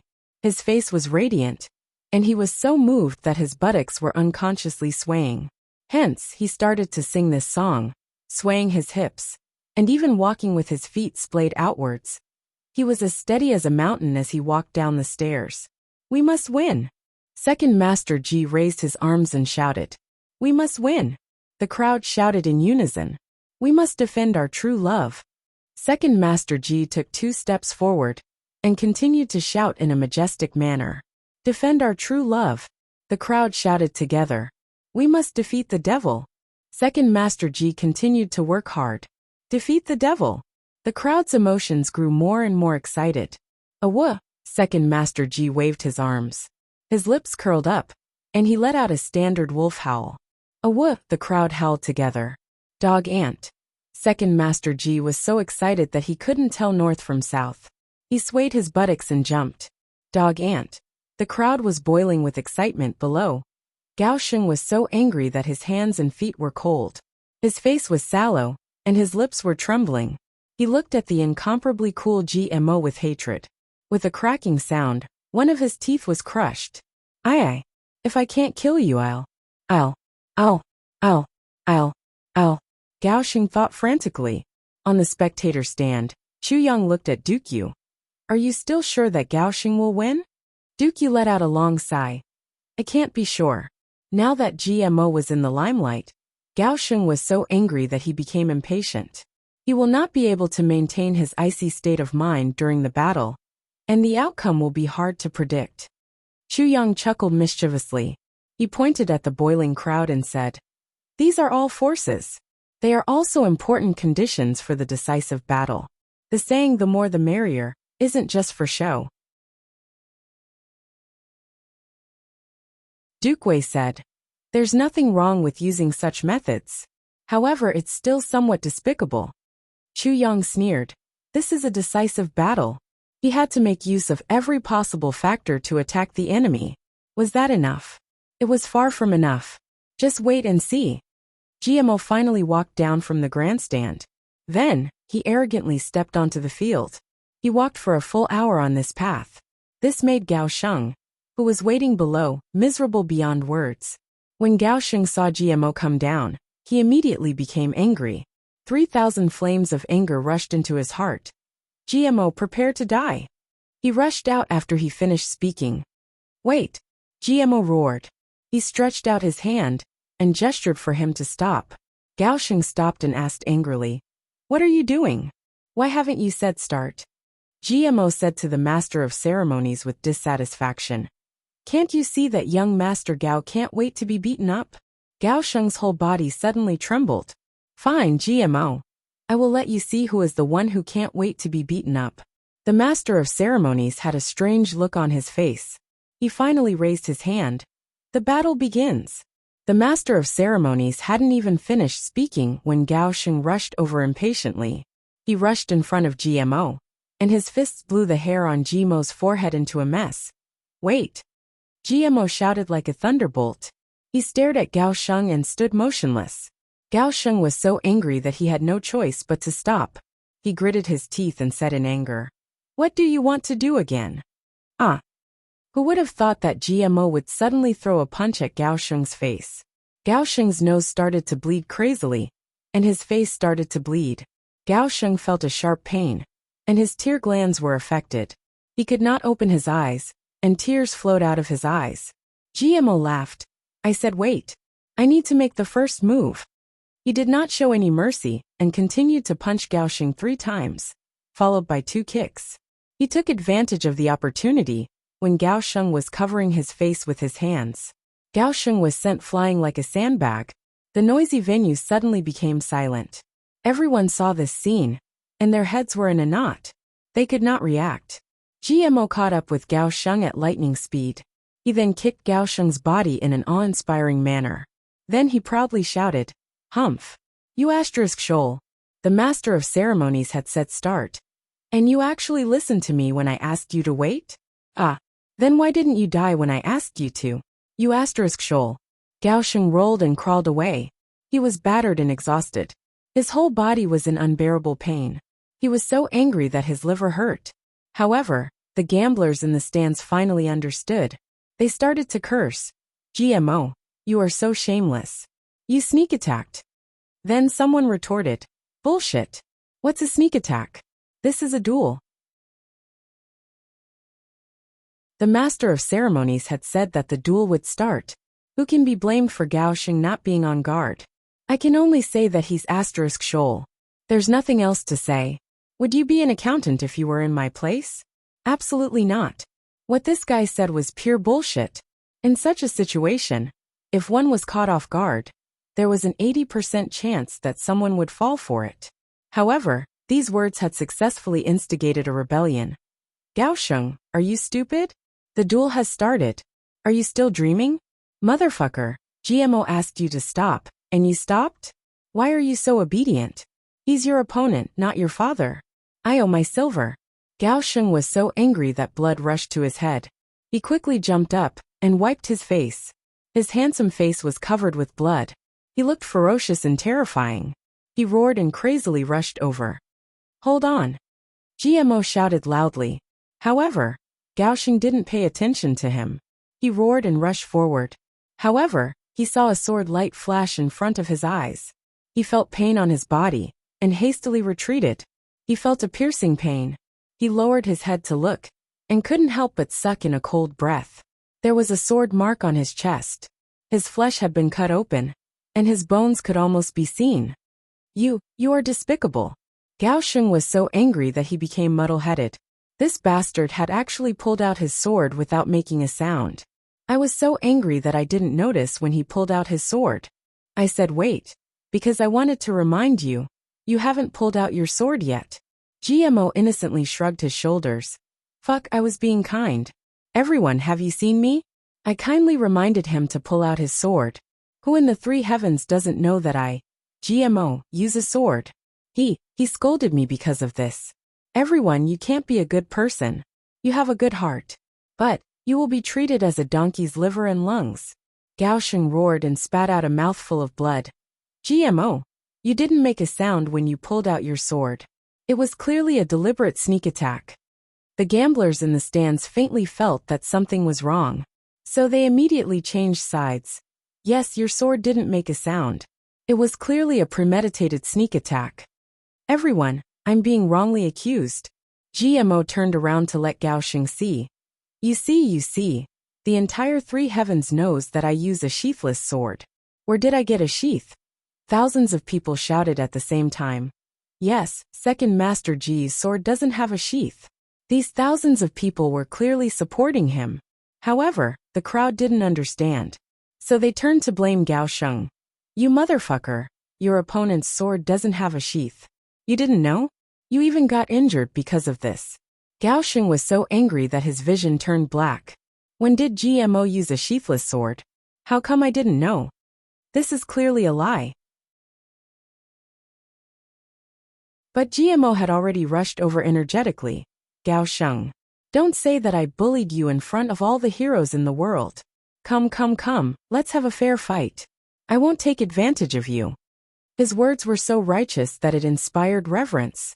It attracted a round of applause. Gao Sheng's stomach twitched. He was so angry that he almost spat out another mouthful of blood.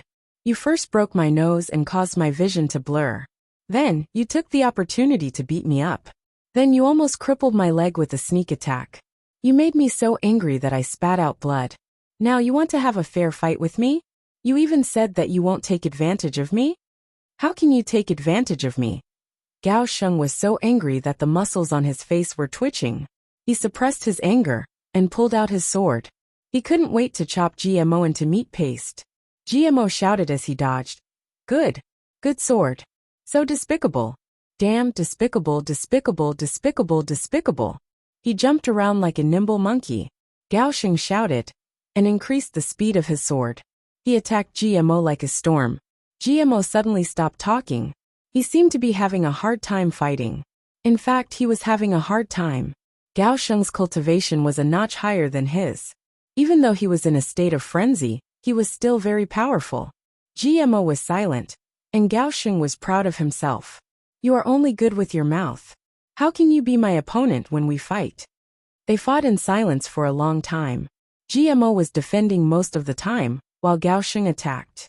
GMO was about to be forced into a desperate situation. Gao Sheng's sword net had already formed a dense net. GMO suddenly screamed miserably. Aha! This scream was so sudden that the spectators were shocked. Their scalps went numb, and they felt a chill down their spines. Even Gao Sheng was puzzled. Where did he get cut? He looked over. His sword slowed down, and GMO used his sword to counterattack like a storm. As he attacked, he muttered, "Fuck, I almost got cut."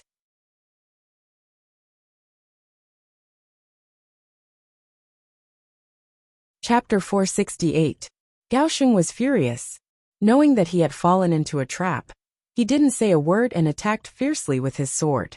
GMO's toes lightly touched the ground, and his body quickly retreated backwards.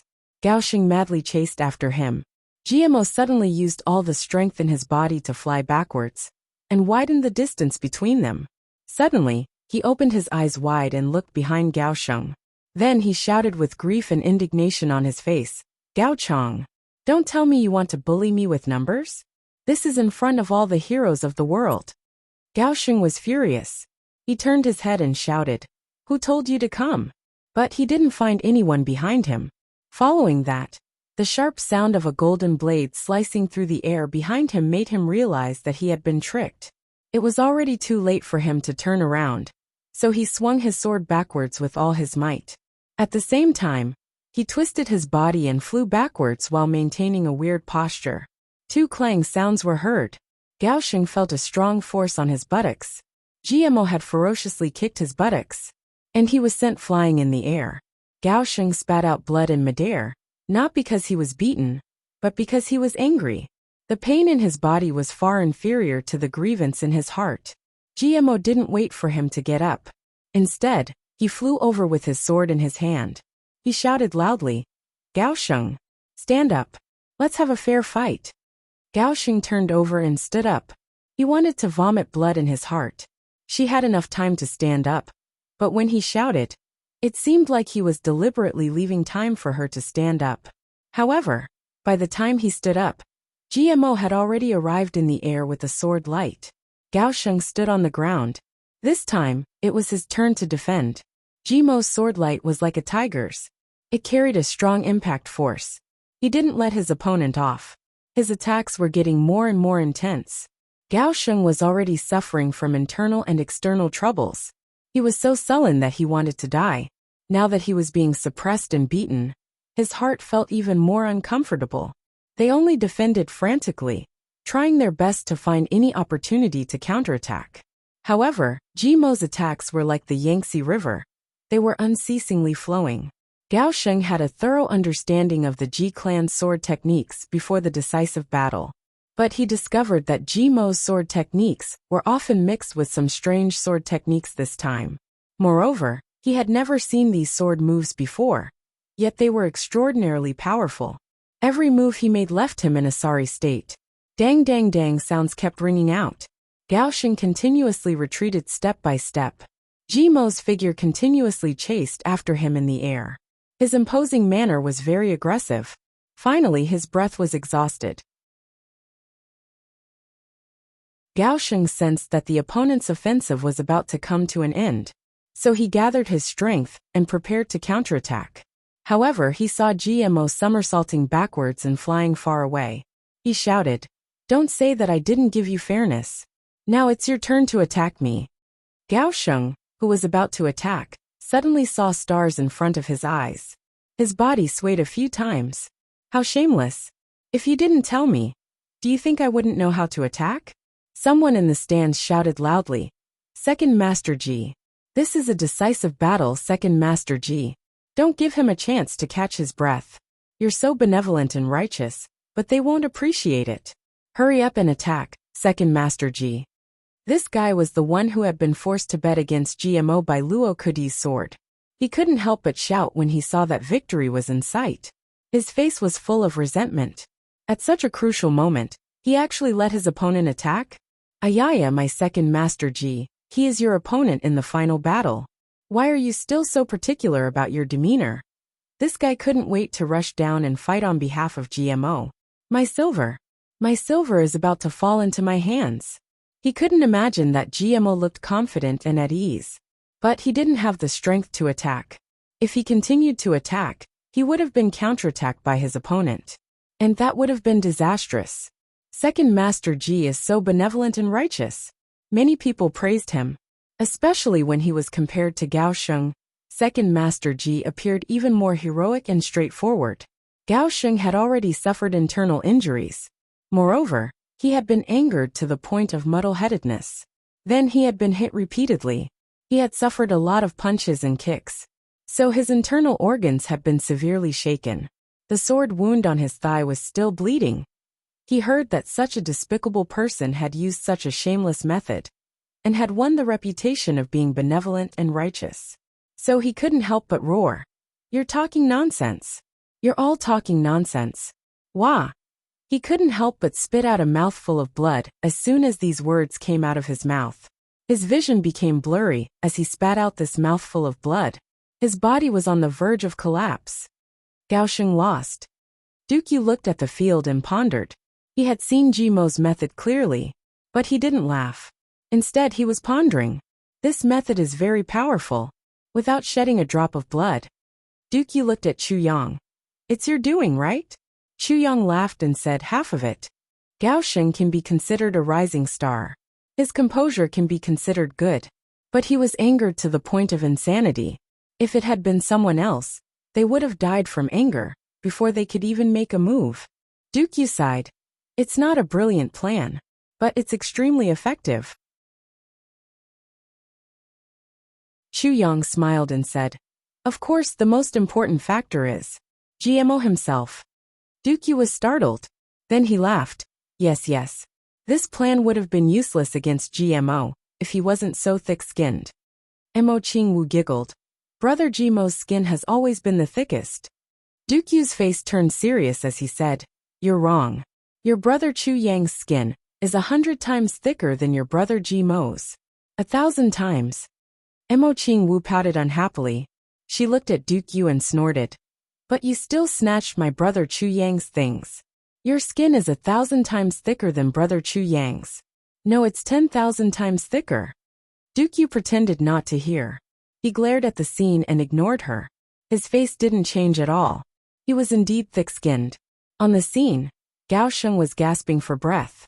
He felt that the world was spinning. He couldn't suppress his internal injuries any longer. He heard GMO shout from the opposite side. Are you coming or not? Are you coming or not? I'm giving you a chance. I'll count to 3. If you don't come, I'll go over. 1, 2, 3. I'm going over. I'm going over to hit you. I'm really going over to hit you. Fuck, make a sound. Do you really want me to go over? Gao Sheng screamed and spat out a mouthful of blood. He didn't wait for GMO to really come over. Then he fainted. His body went soft, and he fell to the ground with a schwa sound. He was unconscious. GMO was startled. He looked at young Master Gao who had fallen to the ground. He thought, is this a trick? Therefore he continued to shout, get up. Get up. Second Master G is straightforward and upright. He is benevolent and righteous. He has noble character and unquestionable integrity. He has never attacked an enemy who has fallen to the ground. Get up. Get up. However, Gao Sheng couldn't stand up no matter how much he shouted. Moreover, he couldn't hear him. Fortunately, he couldn't hear him. Otherwise, he would have fainted again. Did he really faint? GMO cautiously approached him and kicked him with the tip of his foot. But Gao Sheng didn't respond. Fuck, he really fainted. He really fainted. He really fainted. Fuck. GMO kicked him a few times, but he didn't get any response. So, he was finally sure that he had fainted. He couldn't help but touch his head. He was puzzled. I didn't hit you much. How did you faint? He stood there and pondered for a while. Then he turned his head and said to the Master of Ceremonies, I seem to have won, right? Master of Ceremonies. Does this count as my win? GMO was somewhat uncertain. He didn't fight back when I hit him. You won. The master of ceremonies was speechless as he replied. Well, you've also won here. Then, why don't you quickly announce that I've won? GMO glared at him and said, You're the master of ceremonies. But you're somewhat slow. Why are you still standing there and dreaming? The master of ceremonies was so angry that he almost fainted. He hastily retreated a few steps. He calmed down and adjusted his breathing. Then he shouted, The final battle. GMO wins. He didn't need to say it. Everyone knew it. That was because the audience was already in chaos.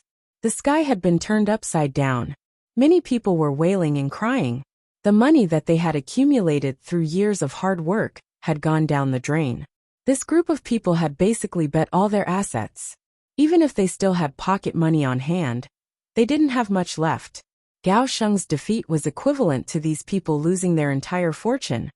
Many people started to curse. He's a piece of trash. He's so much older than his opponent. And he's a level higher than him. But he's not his opponent. Goddamn Gao Sheng. He's making us lose money. These people had bet most of their fortune. But they still had some savings. But they were extremely angry in their hearts. Many people were crazily laughing. He won. He won. Fuck. He won. I didn't expect. These people had bet on GMO. Some people were remorseful. Motherfucker. I would have bet more if I had known this earlier. I would have bet even with a high interest rate. I would have bet as much as I could. Motherfucker. These people were greedy and insatiable. The happiest person was obviously that fat man who had been forced by Luo Kadi to bet on GMO. He was dancing with joy at this moment. In fact, he didn't even know what his surname was. This is a great help. It's no wonder that fortune teller said that my life is good. I had already lost money. But someone pointed a sword at me. And I won. What is this if not good life? Of course, the most miserable person was undoubtedly young Master Mo Tianyin. Young Master Mo had also fainted the moment Gao Sheng had fainted. He hadn't woken up yet. Perhaps he would rather not wake up. After all, he would have had to face billions of debts if he woke up. What about the people of Gao clan? GMO finally remembered something important. Take out the marriage contract. Tear it up. Your marriage contract doesn't exist from now on. Only our love will exist. Everyone felt like vomiting. Gao Meng of Gao clan took out the marriage contract and handed it over to GMO in front of everyone. Then, he led his men to carry Gao Sheng out. Gao Sheng had already woken up. But he was so angry that his heart hurt. Moreover, he was extremely ashamed. So he pretended to be unconscious as he was carried out. GMO tore the marriage contract to shreds. He raised his hands, and they turned into white butterflies. He then jumped up with a awu sound. I won. I won. Alboy, you're my wife. Awu. You're tuning in to the Li Mei's Wuxia Whispers YouTube channel. We're so grateful for your support.